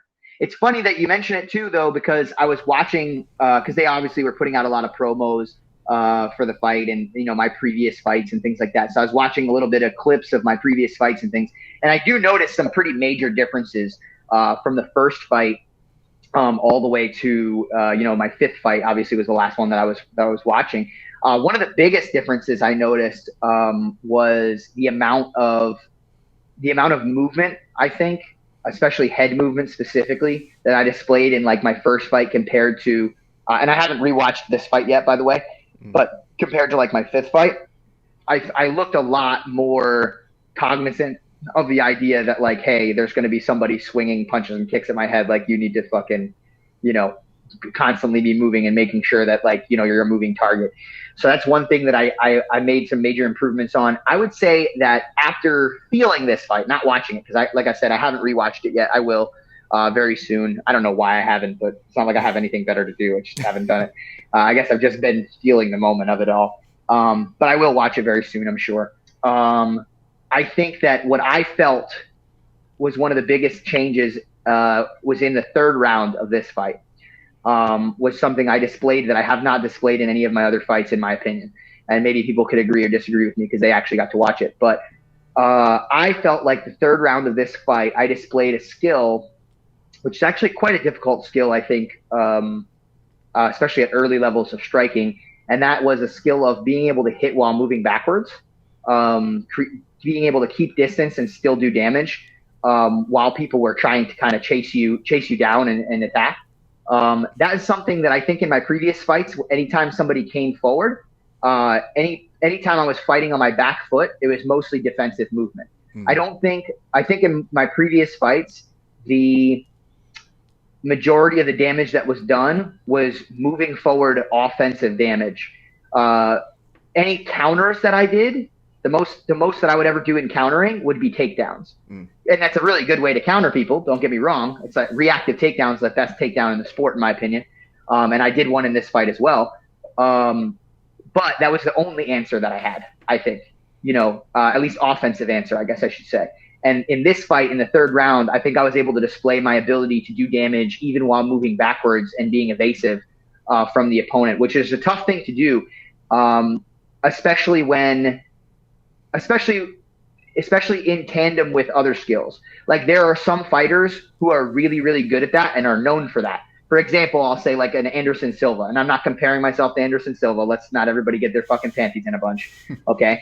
But I'm just saying like Anderson Silva is great at fighting when he's moving backwards. Like that's probably one of his best skills, even though he did get caught pretty badly by Chris Weidman when he was moving backwards. Most of his fights, when he moves backwards, he fucking does some serious damage to people. Anderson Silva is not particularly a great, I would say the greatest, maybe not a great, but maybe he is. He's still great, but maybe he's not the greatest fighter moving forward. Like I don't look at him as the greatest offensive initiative kind of fighter. Most of the time he's hanging back, waiting for you to do things and then counter you, right? Which is a great style, but most people can't do both is what I'm saying, I guess. And I think I have displayed an ability to move forward and attack and have a success in that style. And I, for the first time in this fight, have displayed an ability to also move backwards and be successful. And to be able to move forward and backwards and still be dangerous in a fight is extremely valuable because it means that you're very versatile and you can handle different situations that occur in a fight and different types of opponents. And that's something that I've definitely been working on and tried to be able to do and become more and more well-rounded. And I was really happy to see that. That wasn't necessarily the plan going into this fight to do that third round. I got kneed pretty goddamn hard in the face. And I think that was the majority of the incentive to spend the third round, standing and being evasive and throwing strikes. But still, I think that was a notable difference between that fight and many of the other fights. Now, you mentioned that, but I'm always curious about this, especially when you're in the middle of fighting. Most people don't get into that situation or really know what that feels like. But did you feel that you were 2 rounds ahead at that point and maybe having that maneuvering was going to be the strategy to go with, especially once you get kneed in there? Or did it just become that it became an extension of what you were doing in that first round? Because you mentioned head movement, and that was something that I noticed that really kept you in a significantly different aspect of what I've seen. You move well in grappling, but I think that you're finding new ways that incorporate that into your striking and your boxing that keep showing us new dimensions to what you're putting out there. But I was curious what was happening in your head in that third round. Yeah, no, I mean, that's very much, you pretty much hit the nail on the head. After getting kneed and I was rocked pretty bad, not like I went out or anything, but it just fucking hurt a lot. And it definitely shook me up. I was wobbled for sure. So, when I got into the third round, I guess probably right after the second, as I was sitting in the corner, I was just kind of thinking to myself, I'm like, well, I fucking really dominated the first 2 rounds. I think there's zero question. Now, one is interesting because this is something that probably a lot of people that are listening don't know, and even people that aren't listening probably don't know about one. Most people wouldn't know it. One does not do a 10-point must system, which is a little confusing probably to the average viewer or average listener, one grades a fight based off of the entirety of the fight. So their thought process is, just because in the first round you throw, let's say I land like 5 strikes, you land 1 strike, not a whole lot happens, right? That doesn't mean that I like won a whole third of the fight. Like they just look at those, that strike count, and they look at like what happened in that first round, and they're like, okay, that happened, right?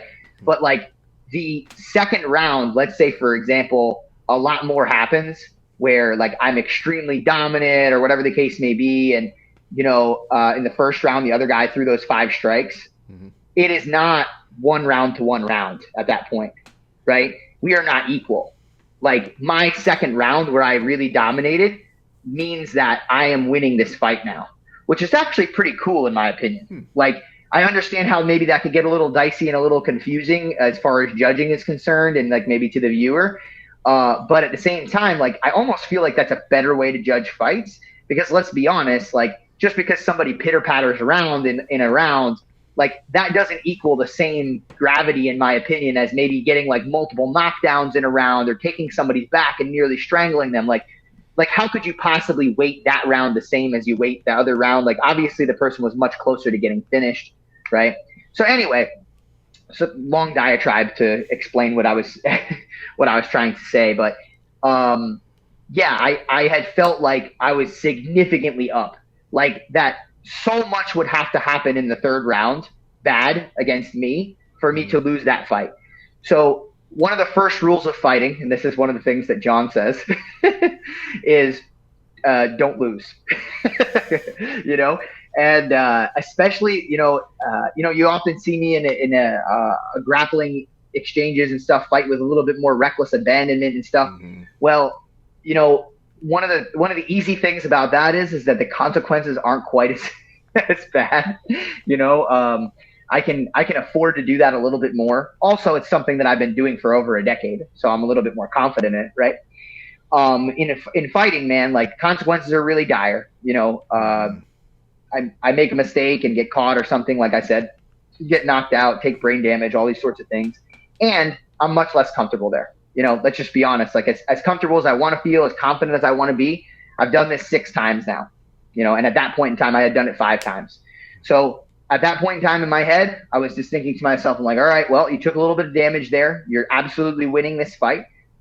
You feel pretty safe on the feet. Like there's nothing that he's really done on the feet thus far that made you feel like, man, you're in a lot of danger there. You're going to get knocked out. So let's use some evasion, play some tag, and let's see if we can get him with some shots and, eat up some of the round and see how it goes, And maybe if I had gotten hurt more that round in a standing position, maybe I would have said to myself, all right, well, we got to take him down again or something like that. But I felt like I was doing so well being evasive and doing damage that I said, all right, let's continue to do this third round, and that's how we're going to win this fight. So, and thank you for that perspective, because again, the first round where you had not only some good moments on the feet, but just the grappling dominance. And I guess I can say this because I know you fairly well, but where the fuck do you think you're going to get off trying to hit fucking half guard sweeps in the middle of the first fucking round, where I'm like, look, Gary, we get it. You're good at grappling. You're going to make this a back take.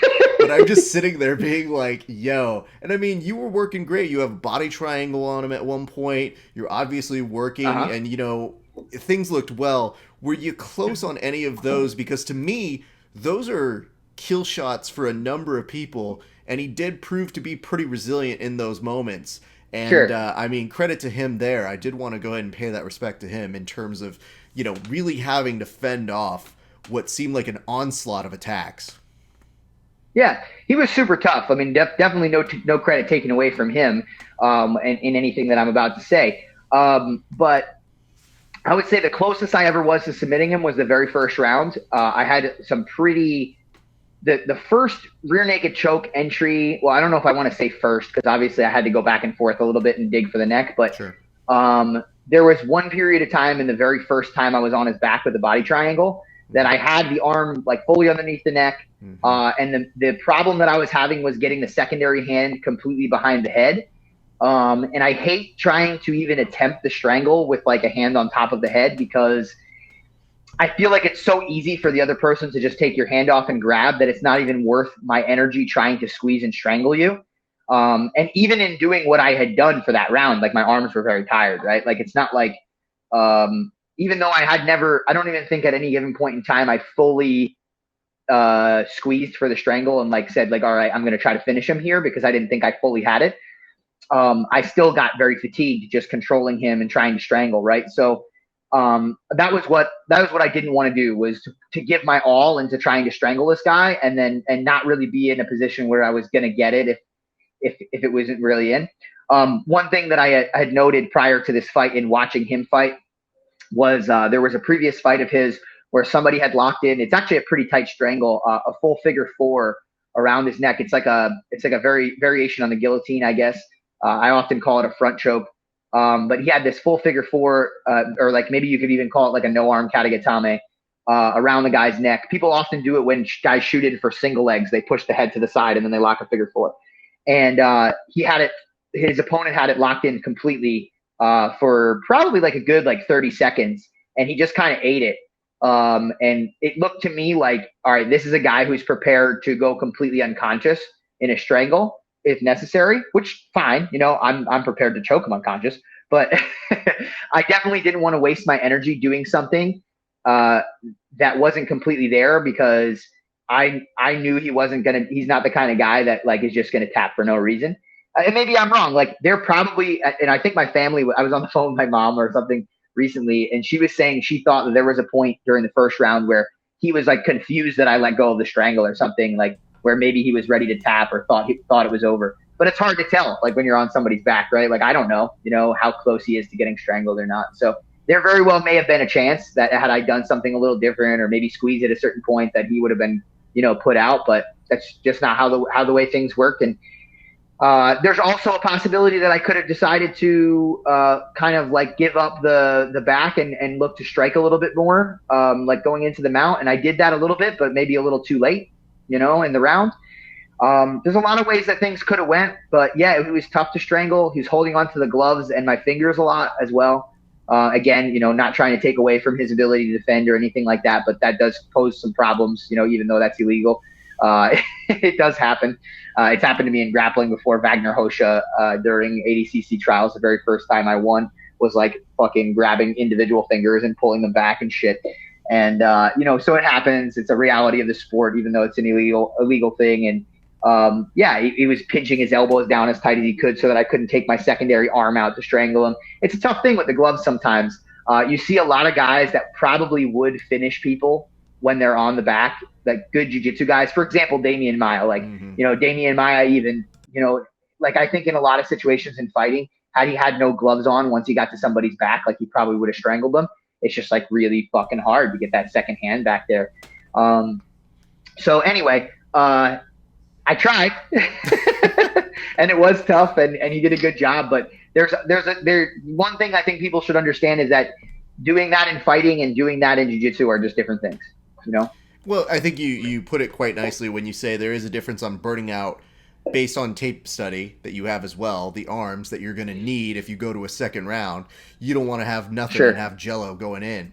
I just felt like, it looked like it could have been close, but I kind of got that feeling that you did. And I want to say this. I know you're being very respectful, and obviously that is something that is important to note here. He did in his preview statement say that he was going to make you quit mixed martial arts. So I feel like, all things considered. And you know what the worst part is? When I saw him say that in the preview part, all I could think to myself was, yo, man, get in line. I've been trying for over 6 years, and it still hasn't taken. So you keep at it, man. Keep that dream alive. But I've been putting in more time there. Because to me, when I see you getting in there, aside from you looking like Walmart version of an Anthony Kiedis lookalike, what I see is you going out there and getting a few key moments that really, really struck out to me. Now, I know you mentioned the nose a little bit earlier, but I think there's something that people should see here, which is that if you look at the photo of the nose, I'm going to put this all over me because this is a kind of selfie that sometimes you take and you think, maybe I should do it again. but you had a whole purpose of what you wanted to say here with this particular photo. So if you wouldn't mind telling us, what exactly was the lesson you were trying to get us to take away from the social media post that you put up about this particular weird-ass Ricky Gervais bad selfie photo that you've got here, sir? It's funny that you say that. Well, so I want to address two things because I don't want to miss it before I talk about the photo. You had mentioned what he said about making you quit the sport. I'm going to be honest with you, dude. Like, when I heard that, I was like, oh, man, that's not really nice. I was like... I was like, man, can't you just beat me? Why do you gotta make me want to quit the sport? like I was thinking that to myself, But to be fair, though, funny. That is a great fucking moniker because as a pro wrestling fan, sure. I like the idea that he would beat you so bad that you'd go, you know what? This has all been wrong. I just reconsider my life. Like, this whole thing has been a wash, guys. I'm washing my hands of this. I'm going to own a Big Lots now. That's what I do. Start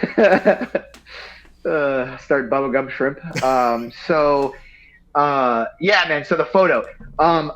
There wasn't like necessarily a moral lesson to take away or anything like that. I think I was just talking about my feelings.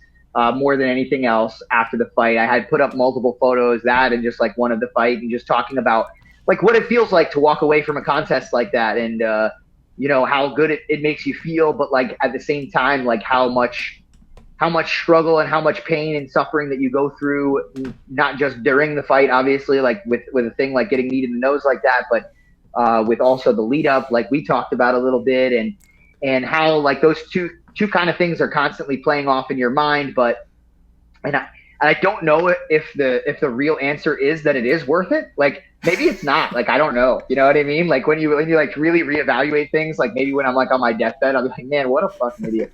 But man, in these brief moments, like right after you win a fight, like man, it feels worth it. Like it is just a feeling like no other. And I guess when I took that photo, the reason I took that photo is because I was actually thinking to myself, I was like, oh man, I'm gonna wait like a couple days to like maybe do some interviews and stuff because my fucking face is so fucked up, right? But then I was like, no, that's stupid. Like why would I do that? So then I kept walking into the bathroom, and like obviously there's a mirror there, and I kept looking into the mirror, and I would just smile every single time when I looked at my nose. Like I couldn't do anything else but like laugh and smile, even though it like hurts really bad and like looks like shit. And I don't know, man. It just felt like it was something worth noting that like, even though like that really sucks and like that bad thing happened, like I still feel so great about, the result. And I felt like everything was like worth the sacrifice. And it's just such a cool feeling to be able to have. And like, yeah, that's the kind of thing that I risk, and even worse so. But at the same time, it's just such an amazing feeling to walk away from that victorious and with such a sense of pride and bliss that in those moments it makes it feel all worth it. I felt like I was really enjoying that, even though I was all fucked up. So you should be proud of it, man. I mean, that's a weird thing that not a lot of people understand or get. And I just want to bring this down here because I don't want to get rid of it just yet, though it should be burnt with fire. The last thing I wanted to mention is, if you ever go back to a dating website, I think that's the one that you really need to put up, because I think that's going to let you know exactly how committed somebody might be. I think it says a lot very quickly to somebody who might be swiping left or right, but if you look at it on like one of those dating apps and they go, what the fuck is wrong with this guy? Then you know they're not going to be in for the long haul, man. It's a very different strategy. I see what you're saying. Mm-hmm. If you're really trying to attract the ones that are going to be there for the long haul, that's probably the way to do it. But it's also, you think about it, like you do wonder when you see a photo like this, you go, he's smiling though he clearly struggles in life. So, good for him. All right, so I put up the one bad photo. But I feel it's only fair to put up the one really good photo. And I really, dude, okay. Oh, yeah, baby. We need to discuss this one because you look like a fucking majestic pony in this one. And I don't know if it's like, you look like either that or like some weird-ass centaur that just cut in half for a day and went to go fight in MMA. But I saw that photo, and all I could think of, and I really mean this as a friend, was, does he deserve that? Because it's so fucking badass. Like, it really complements your hair, your fight style, and the fact that you have a photo that will follow you for the rest of the life that just looks as like, oh, excuse me, I'm also cutting an Old Spice commercial in the middle of this fight. Yeah, dude. I mean, it's that very moment right there that made the haircut all worth it. You know, like I've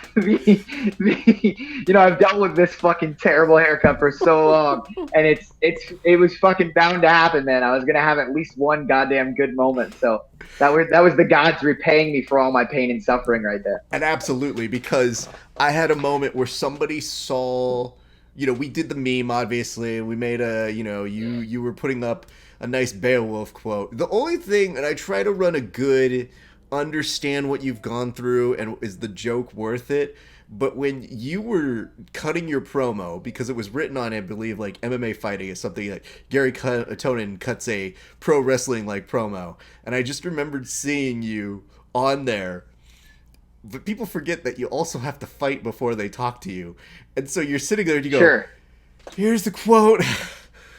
I'm quoting. And also, I gotta get this out. And you turn away for a split second. It's all dramatic, and I just go, man, he's fucking tired, and I am enjoying this far too much. So we put the Darkwing Duck over it, and I understand that's what it sounds like. But when every person comes in, who all of your Captain Save-A-Host to defend your honor, and they're saying, that's from Beowulf, Raph, and I go, bro, do you really think Garry Tonon reads? And there's one comment, y'all can go find it if you want, but they say, Raph, that's more of a watching or a listening experience. And I go, what the fuck do you mean a watching or... No, bro, it's a movie, but it was a fucking book. Like, what the fuck? It was a book.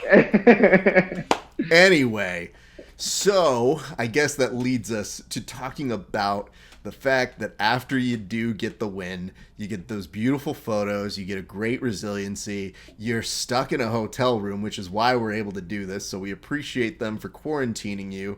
But of course, we're now at a weird juncture because now you kind of get some time to kind of maybe end the year with a little bit of rest. You made a good case for getting in for a championship bout. And honestly, man, I think they got to be into that. Were they giving you any feedback once it was all said and done? I haven't heard anything, but I would say that just based off the way they were promoting the fight, it makes it feel like that's the direction that they're headed. Nobody came to me and said, like, yeah, you're definitely getting a title shot next. But, like, I don't know, man. I feel like it would be kind of wrong for them to promote the fight that way and then not fucking give me the title shot. But then again, we've seen crazier things happen in MMA. It's not like that's never happened before. So I wouldn't be surprised, too surprised if something else happened or they put another fight in front of me or whatever the case may be. And it is what it is, man. I'm in here for the long haul. It's not like I'm going to like win the championship and disappear. So, no problem. Whatever it is that they do, we're obviously going to keep fighting for the championship because that's the best place to be in your career. And, that's what that's where I want to be. I think that's probably where they're going to take this. I don't really see too many other storylines that they have better than what's going on for them right now. And I think it'd be a poor decision on their part to do anything else. But, we'll see what happens. And, I'll be here. I'll be ready to fight. But I agree with you, man. It'll be nice to get a little bit of rest. But I will say this. Great to get back out there. Honestly, I've been begging for the title and this, that, and the other thing. But it was great to get one more fight in before I got that title shot, I think. Just to kind of knock off, a little bit of the ring rust, get back in there, really feel like what it was like. So, I all in all, I'm happy for the way that things turned out. And, I'm looking forward to the future. I'm really excited for, what's to come in 2021 at the end of this fucking cursed year, so let's do this. I do want to go ahead and just acknowledge something here, which is that, I mentioned sometimes the difficulty between me hoping you have a nice night where you don't get your nose busted and me watching a fight and saying, you know what? I think it's kind of important to get one of those decisions.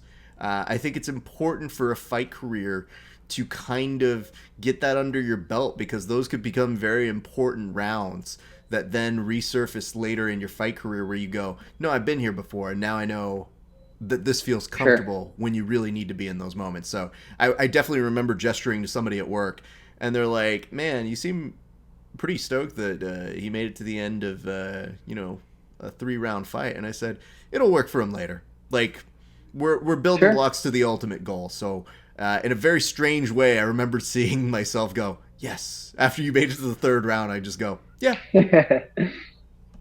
Though obviously, I'm sure your nose probably feels a little differently than I do. Sure.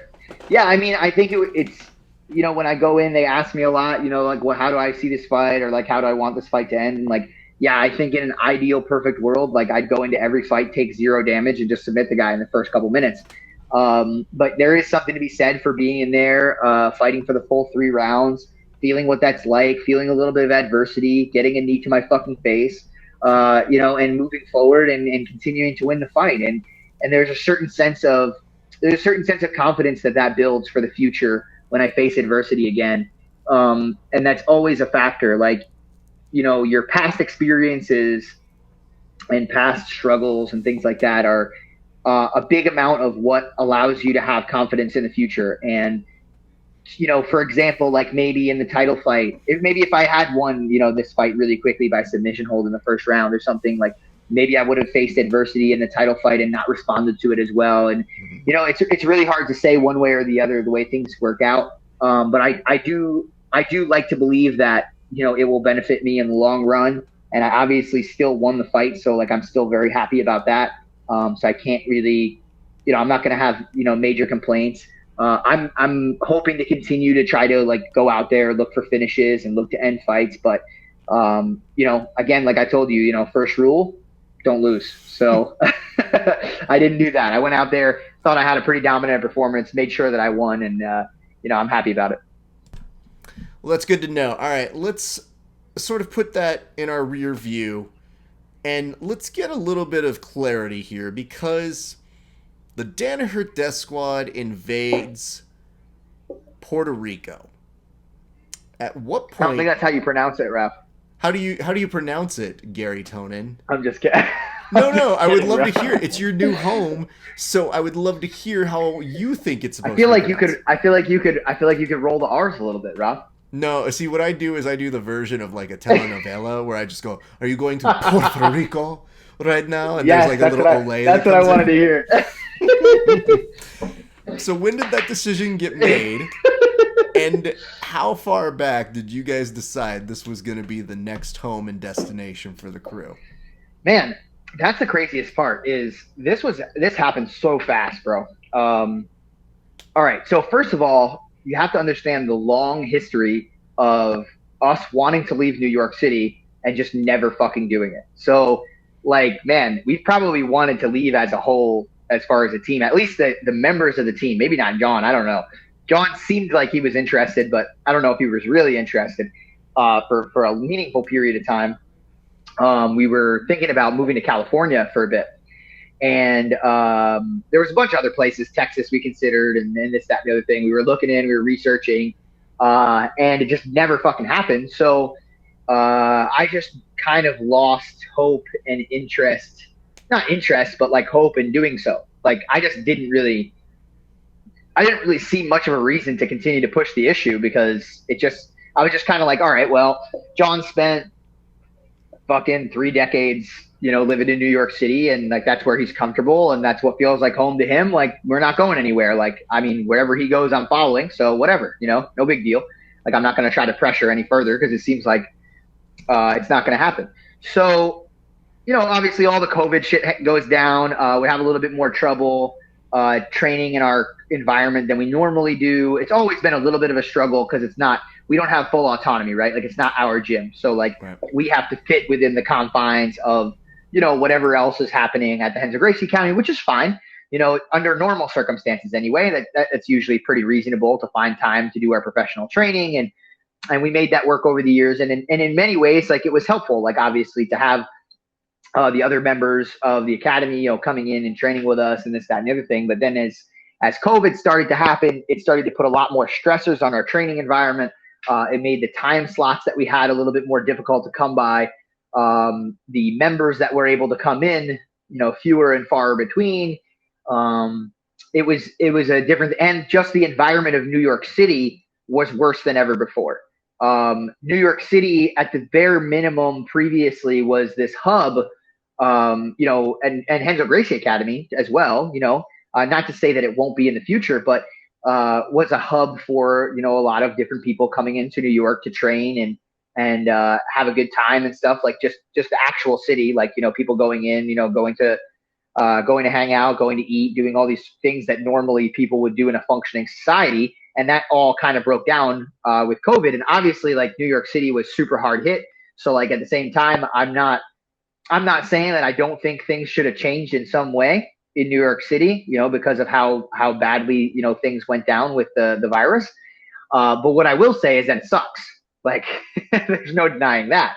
I genuinely believe that the way things are going and the way things were continuing to go, that New York City itself will continue to decline for quite a while, and longer than people realize. I think that a chain of events has gotten set forward that will cascade it from being this huge center of commerce, business, etc., that it used to be, to not quite being as a desirable location as it used to be. So a couple different things that make New York City. I know this is a really long-winded answer to your question about Puerto Rico, by the way, but whatever. Bear with me. This is what you got when you signed up for me being on the podcast.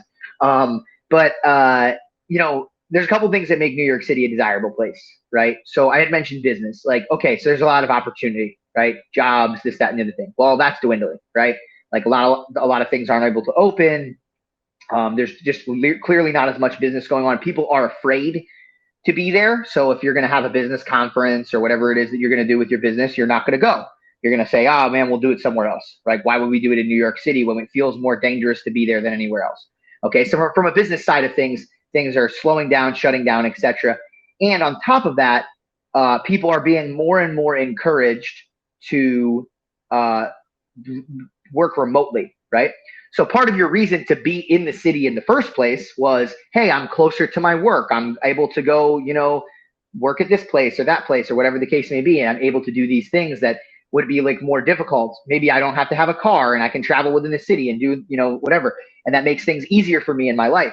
Well, now that you can work remotely, what's your incentive to do that? Well, you might say, oh, well, there's still the New York City, community and nightlife and that sort of thing. Like it's a hub of people that are going out together and having a good time. Well, all of that's shut down and all of that is dwindling, right? So now it's no longer it's no longer a place where a lot of people are getting together, having a good time and enjoying themselves recreationally either. So now you've taken two of the big major reasons why you would want to be in a city location like that in the first place and thrown them out the window. It starts to make you wonder, well, why would I want to live in New York City at all? Like, why would I want to be there? And then the final one, which is just in general travel. So like I had mentioned, it being a place where people would like to visit. Well, now nobody wants to visit, period, for tourism because they're terrified, right?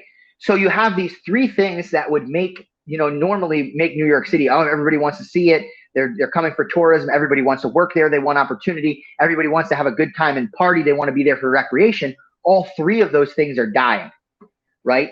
And what it's just replaced with is just nothing. It's like a very dead environment, and it's like a very sad thing. And it makes the city feel very empty, and all the bad things that had existed in New York City to begin with, if anything, are worse.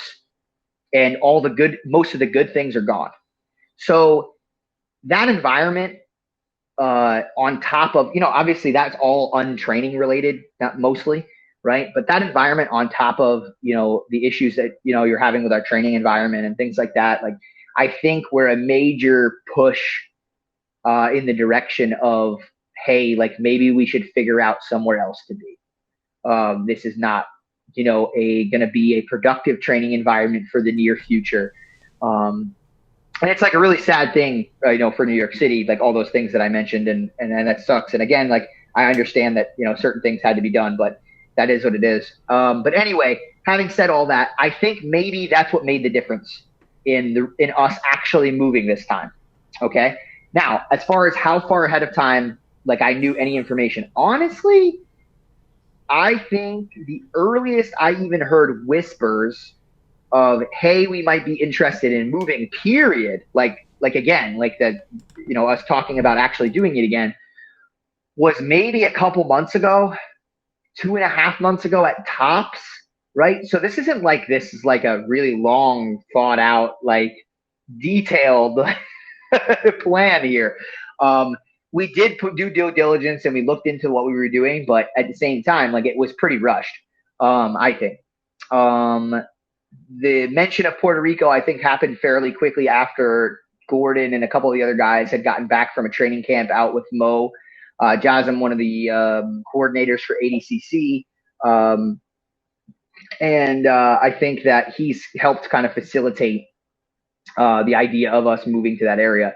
So that's what kind of made Puerto Rico stick out as a place that we could potentially go. But we were still considering other places, Texas, and I think there were a couple other spots as well, maybe Florida or something. But that were a little bit more open and seemed like there was a little bit more promise of being able to continue to function as a training environment. And it all started to happen pretty quick. Like, Gordon was like, yeah, I'm going to be selling my house and this, that, and the other thing. And once things like that started to happen, I was like, all right, well, I guess we're really going. And because I really wasn't sure. I kind of I didn't even really tell anybody in my life that was happening because for a while, because man, the last thing I wanted to do was tell everybody, hey, we're getting going to Puerto Rico and not actually go. I mean, what a stressful thing that would be for everyone to have to deal with on top of me, right? So I was like, yeah, I'm gonna sit on this a little bit until it feels more real, right?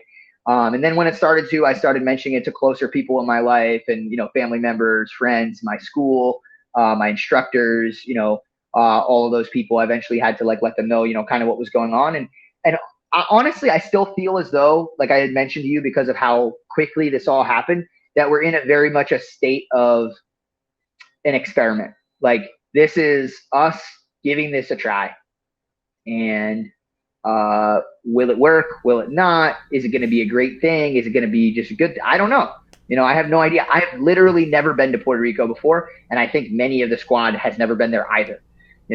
So if you ask me where I signed a lease to an apartment. If you ask me where that apartment is right now, I could not give you an address. I don't know. I have no idea. I have literally no clue. That's the level of prepared that I am in my life for this change and this move. Maybe the other guys put a little bit more into it. Dude, I had a fight coming up. I was like, okay, I'm going. There's my team is going, so I'm going. But I was like, I just did the bare minimum that I needed to do to make sure that was going to happen. I packed up some stuff. I called a moving company, had them wrap up some shit in my apartment, put it on, in Gordon's storage unit barge thing that you fucking send over to Puerto Rico. And I was like, all right, see you later. And that's what we're going to do. So we're going to see what's going to happen, man. It's an exciting time. I've always wanted to, as a person, just as a human being, I've always wanted to not just stay in one place as far as my living is concerned for my entire life. I've always wanted to at least have one or two experiences living somewhere else and feeling what that was like before, the end of my life. I just felt like that's kind of something that is just good for the human soul, maybe, or at least my soul. I just think I don't know. There's something about just getting stuck in the same place, even though I travel so much and go so many different places, that feels like almost life is unlived to a certain degree. Or there's certain experiences that weren't experienced. So especially the fact that we're kind of going to a completely different place, that's outside the contiguous United States. I think that it's going to be a really, from that perspective, from that thing that that void that I kind of wanted filled with experiencing living in a different place, that will be filled and that'll be cool. But there's so many question marks, so many things that I don't know. So many things that I really can't be sure about with this experience that I'm just hoping for the best. And I'm excited, but also super anxious at the same time. Understandable. And I'll say this, I still believe, what is this? Maybe when I started in speech and I was competing in that and I got this opportunity to go compete for a major speech team in Illinois, it was me and 4 of my friends. We went and changed our lives.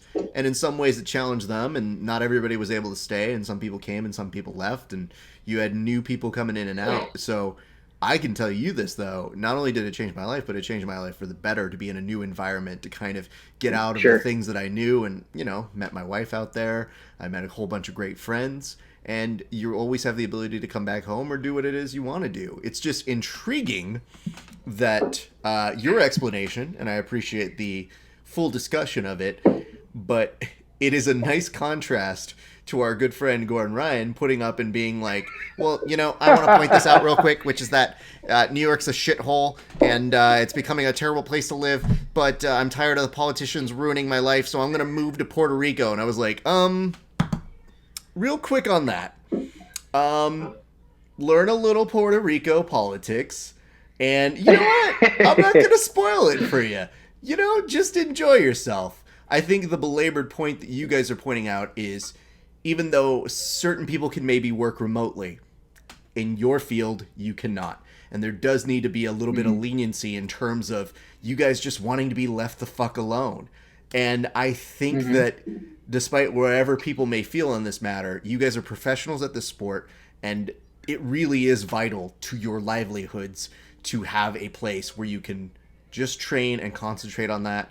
And for your personal lives, maybe experience something entirely different. So I know there are a lot of people who feel a certain way or who have mentioned certain things, but I hope it brings you guys much success and a different experience. I would ask, though, unlike the other jackholes, you have a particular different anchor, though. What was it like telling your academy, and what exactly is going to become of that next? Sure.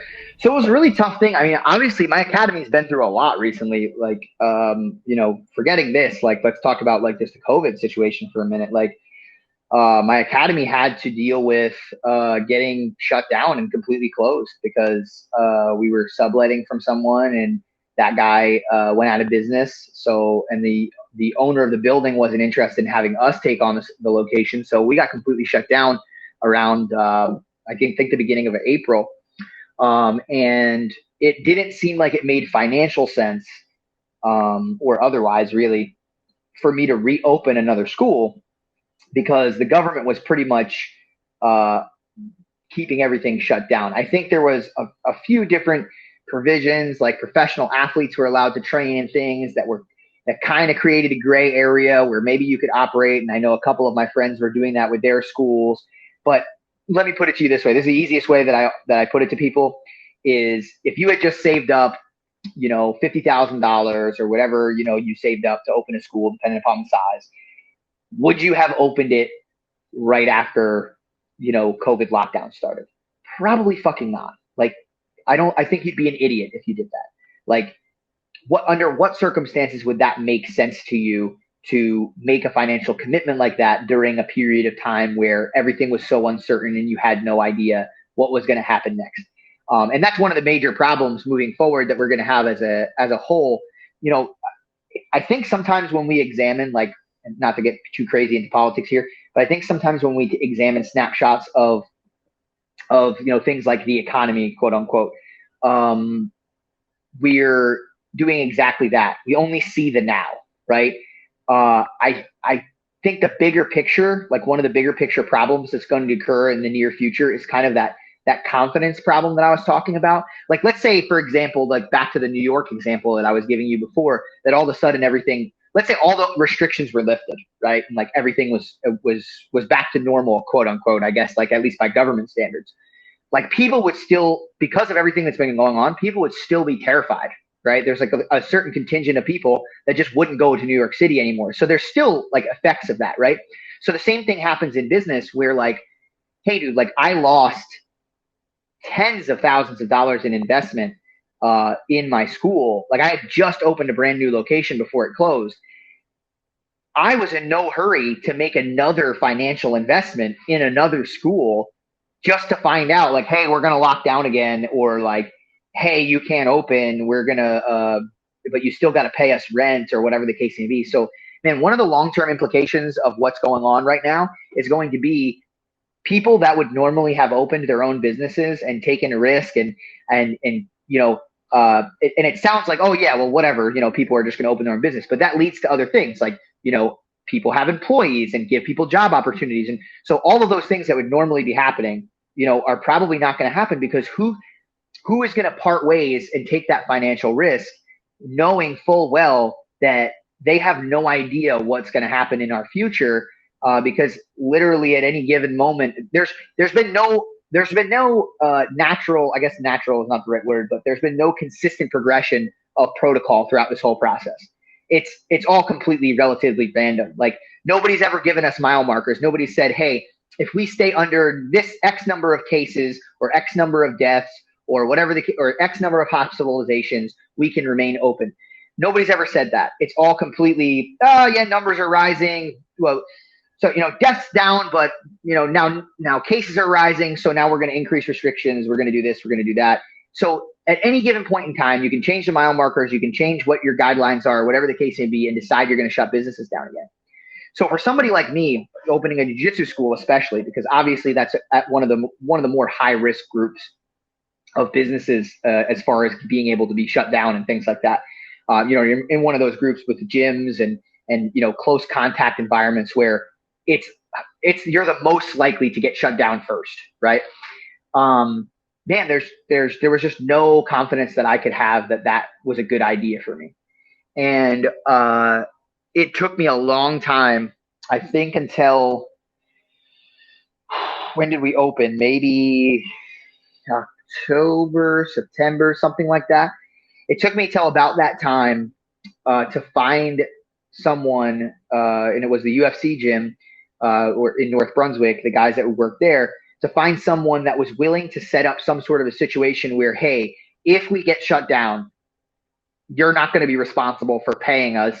So whatever investment you're going to make is relatively safe. Like, you're not going to be on the hook for thousands upon thousands upon thousands of dollars. Also, they had some mats that we could use, so I didn't have to do a lot of construction or anything like that. It's like we could just jump right in there. We could start training, have my gym. So I was like, man, this is kind of, for right now in this current day and age, this is the only thing that makes sense. Like, this is the only thing that can work. Now, financially, it didn't make as much sense, if we were under normal times, because I have to pay the UFC gym a considerable amount more money than I would have to if I was just paying rent somewhere, and it's not my own place and this, that, and the other thing. But it's what makes the most sense liability wise right now, because there's so much risk in the business market right now that restarting under any other circumstances than the way that we restarted, I just couldn't do it. I wouldn't do it. And maybe some people are out there taking that risk, and God bless them. Like, I really hope that things work out, and I really hope they're able to keep their gyms open. I really hope students keep coming in. I mean, that's another thing too, man. It's like, okay, like, I reopened my gym. I had maybe 140 students, 150 students or something before pre-COVID, right? And when I reopened, and I expected this. It's not like this is fucking it's not like this is a huge surprise. But when I reopened, like, maybe within the first month, we were up to like 70 students or something, right? So that's halved, and that's a pretty big gym. I mean, there's some places that are much smaller than that. And that's super hard, man, especially when your business is set and to function at a certain number, and you have a certain amount of income coming in, and having to make those recalibrations and readjustments and everything. There's so much that goes into that, especially considering I also fucking fight professionally. I'm not exactly, I don't have an MBA,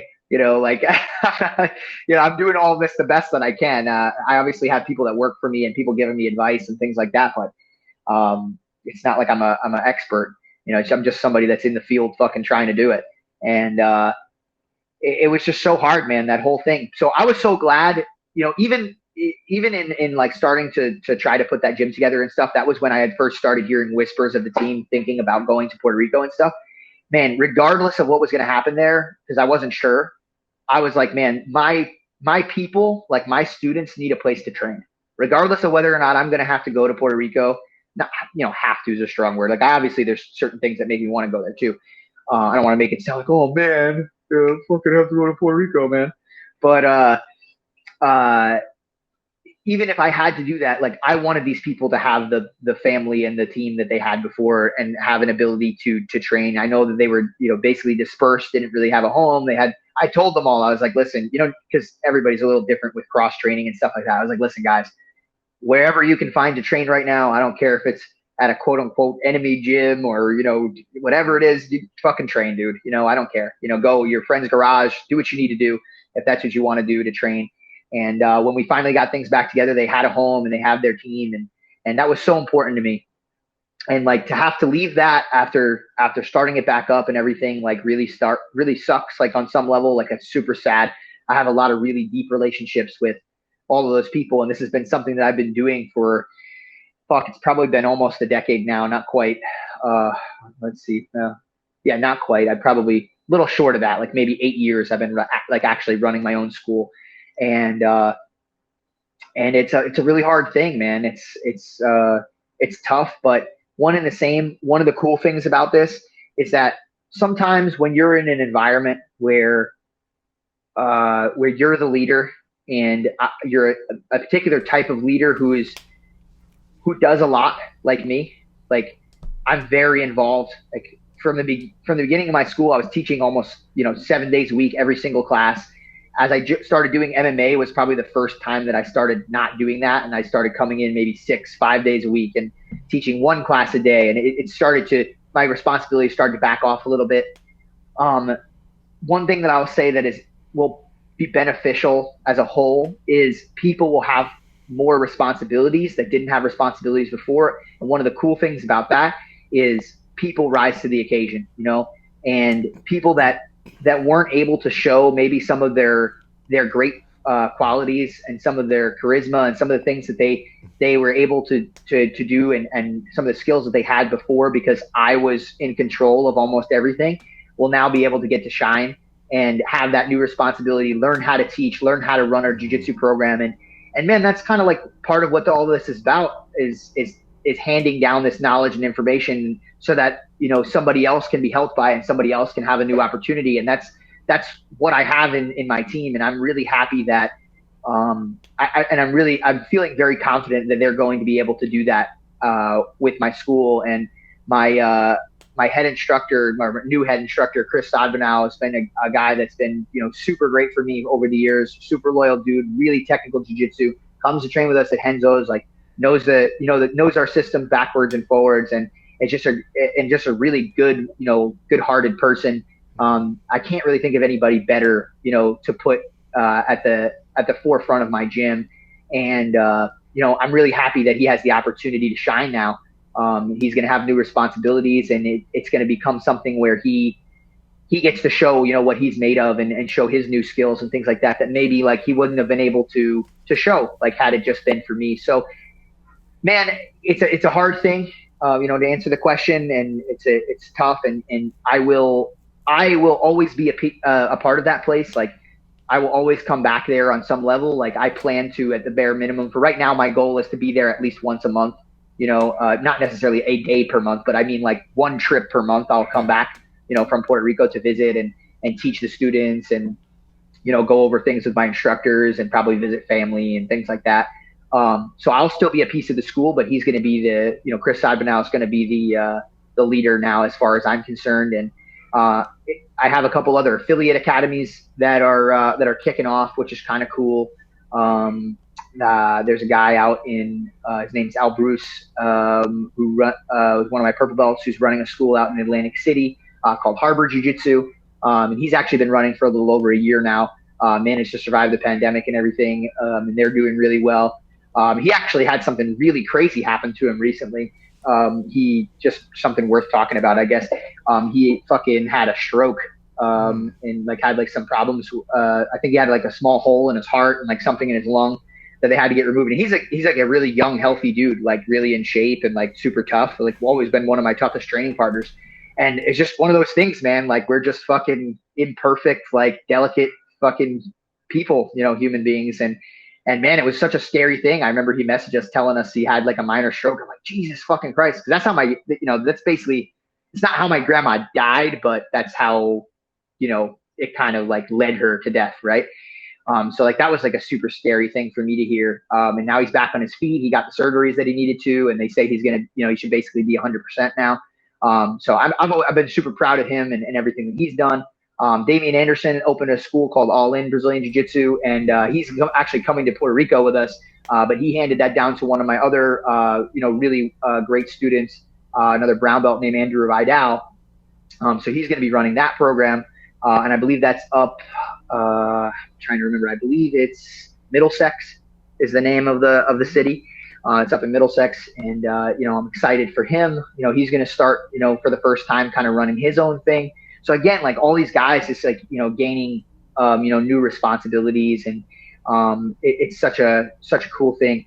I'm trying to remember the name of the last school because Mike just started it up. My buddy Mike Rockshawn. I'll remember it in a minute. I don't remember the exact name of the school, but he's going to be coming underneath my banner as well. I'm putting out a website. I'm actually rebranding the entire school, by the way, Brunswick BJJ. This is probably something I should have mentioned to you before, Rob. Rob's like, do you have anything to promote? And I'm like, nothing. I just always try to do my due diligence, and I'm always like, Gary, what do I need to mention? What are some things that you like to bring up? Because I like to be prepared. I'm the kid in school who always comes with an outline and is like, well, we're gonna do this, this, this. You're the dummy that shows up at the last minute and goes, yeah, we're gonna crush this, no big deal. And then all of a sudden you go, oh, now that I think about it, I've got 45 academies. I forgot all of them, but oh shit! Yeah, I got a lot of stuff going on. Immortals Jiu-Jitsu is the name of my buddy Mike Rockshan's spot that he opened up. Beautiful stalling tactic. I gave you a little bit of time there. Thank you. I appreciate it. Thank you.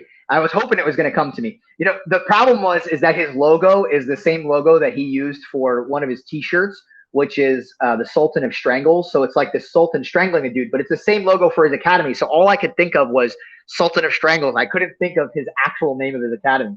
But anyway, Immortals Jiu-Jitsu, which is, it's a kind of cool name. But I think they're in North Jersey, but I can't quite remember exactly the name of the city that they're in. But a little bit north of New York City and Jersey. They're out in that area. So again, look him up. If you're in North Jersey, it'll be a great place to train. He's just getting started out. Again, another really tough training partner of mine. I gave him his purple belt. He's always putting himself on the line, competing in different things. His buddy Sean, who opened the gym with him, just won purple belt. I believe was it Pans that had just happened? No-gi Pans or something? Or let's just say American Are you following that?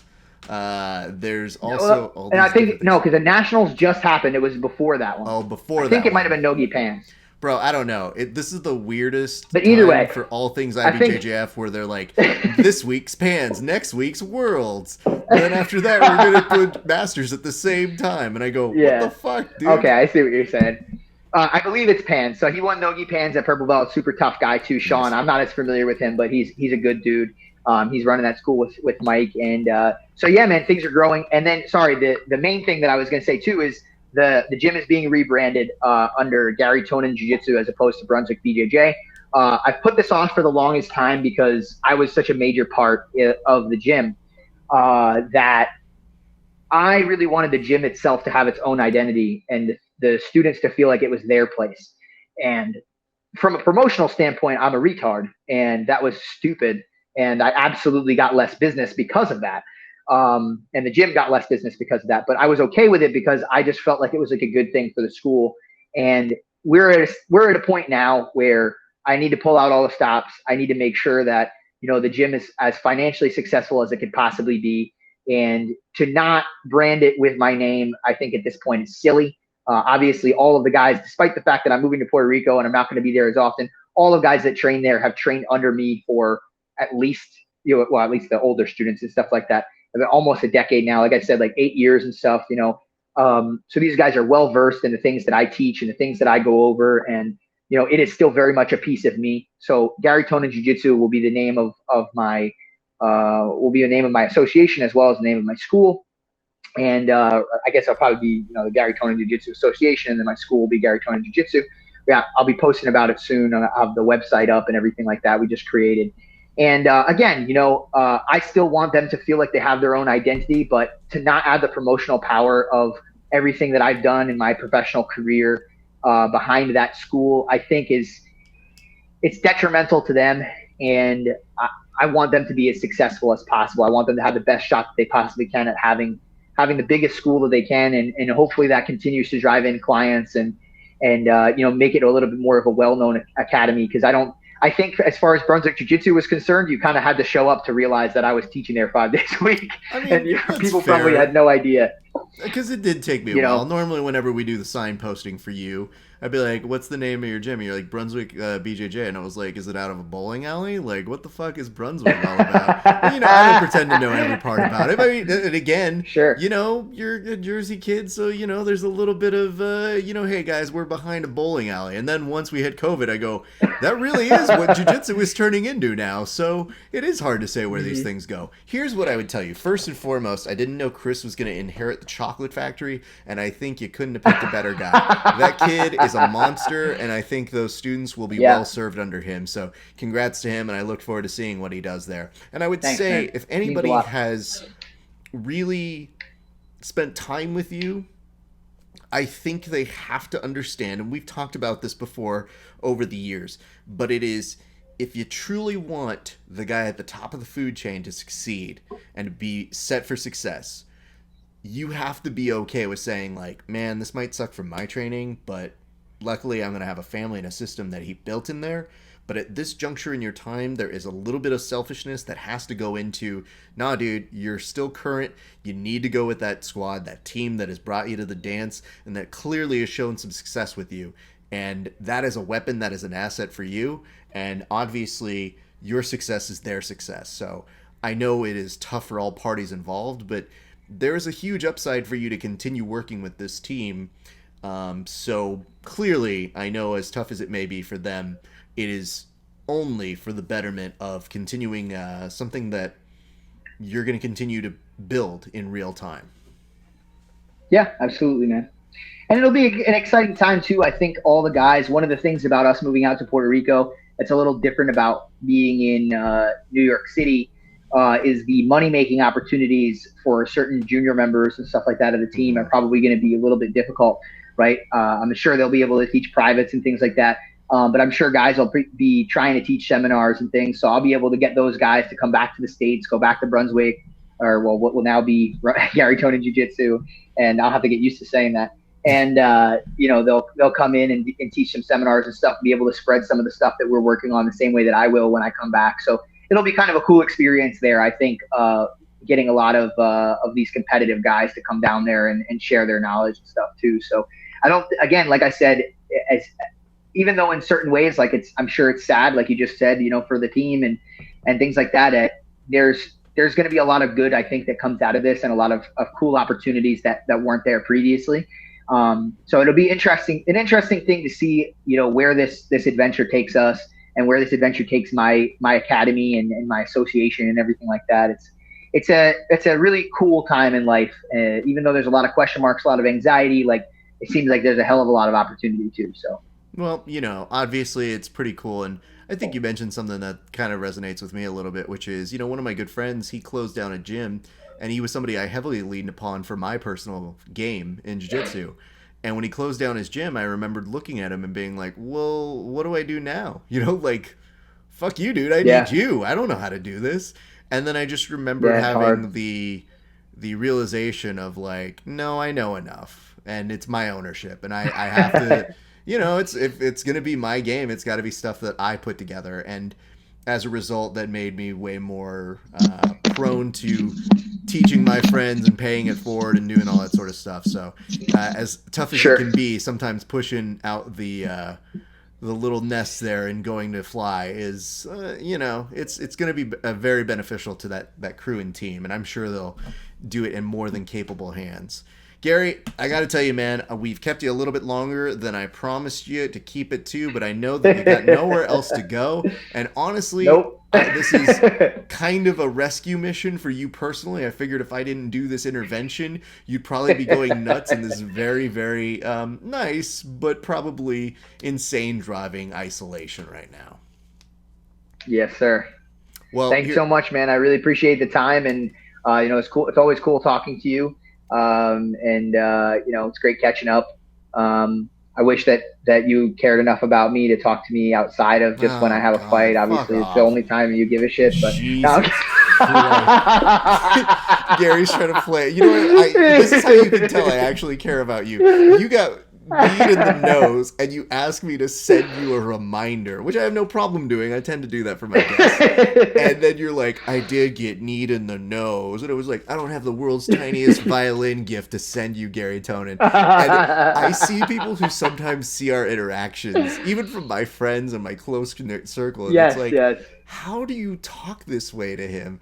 And I go, 1, he takes it. 2, he's got a decent sense of humor. And 3, like, clearly we have fun doing it. So y'all need to get on board, or, you know, like, not. Like, They definitely don't get it, though. You're 100% right. Like, every time you make a joke or, like, a meme or whatever the case may be, people, like, they stand up for me like you're really trying to fucking attack. They have no idea, you know? Well, I think they don't understand that the passing interest I have in really insulting you is like, again, it was 20 minutes of my job, and credit to me on this.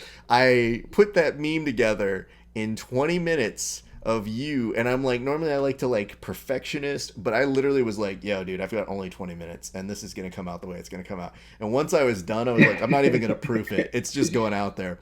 And it's going. Here's the beautiful part. The people who watched your promo after, I go, watch this promo, and they look at it, and they go, they don't know who you are. They just look at it, and they go, sure. Okay, he's one of those. And I go, right.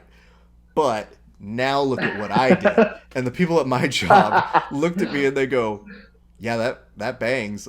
You need to put that up immediately. And I like the fact that people at my job took time out of their work to go, let me see.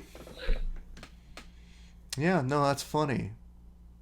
No, that's good. I like what you did there. It's a good edit. It really syncs up nicely. And I go, there's nothing I love more than talking about comedy. So great. This is not going to make me feel like not posting it. Anyway, Garry, I obviously appreciate you. I'm glad you got your win. I really hope we get to see you get your title shot. I think that seems to be the next progression.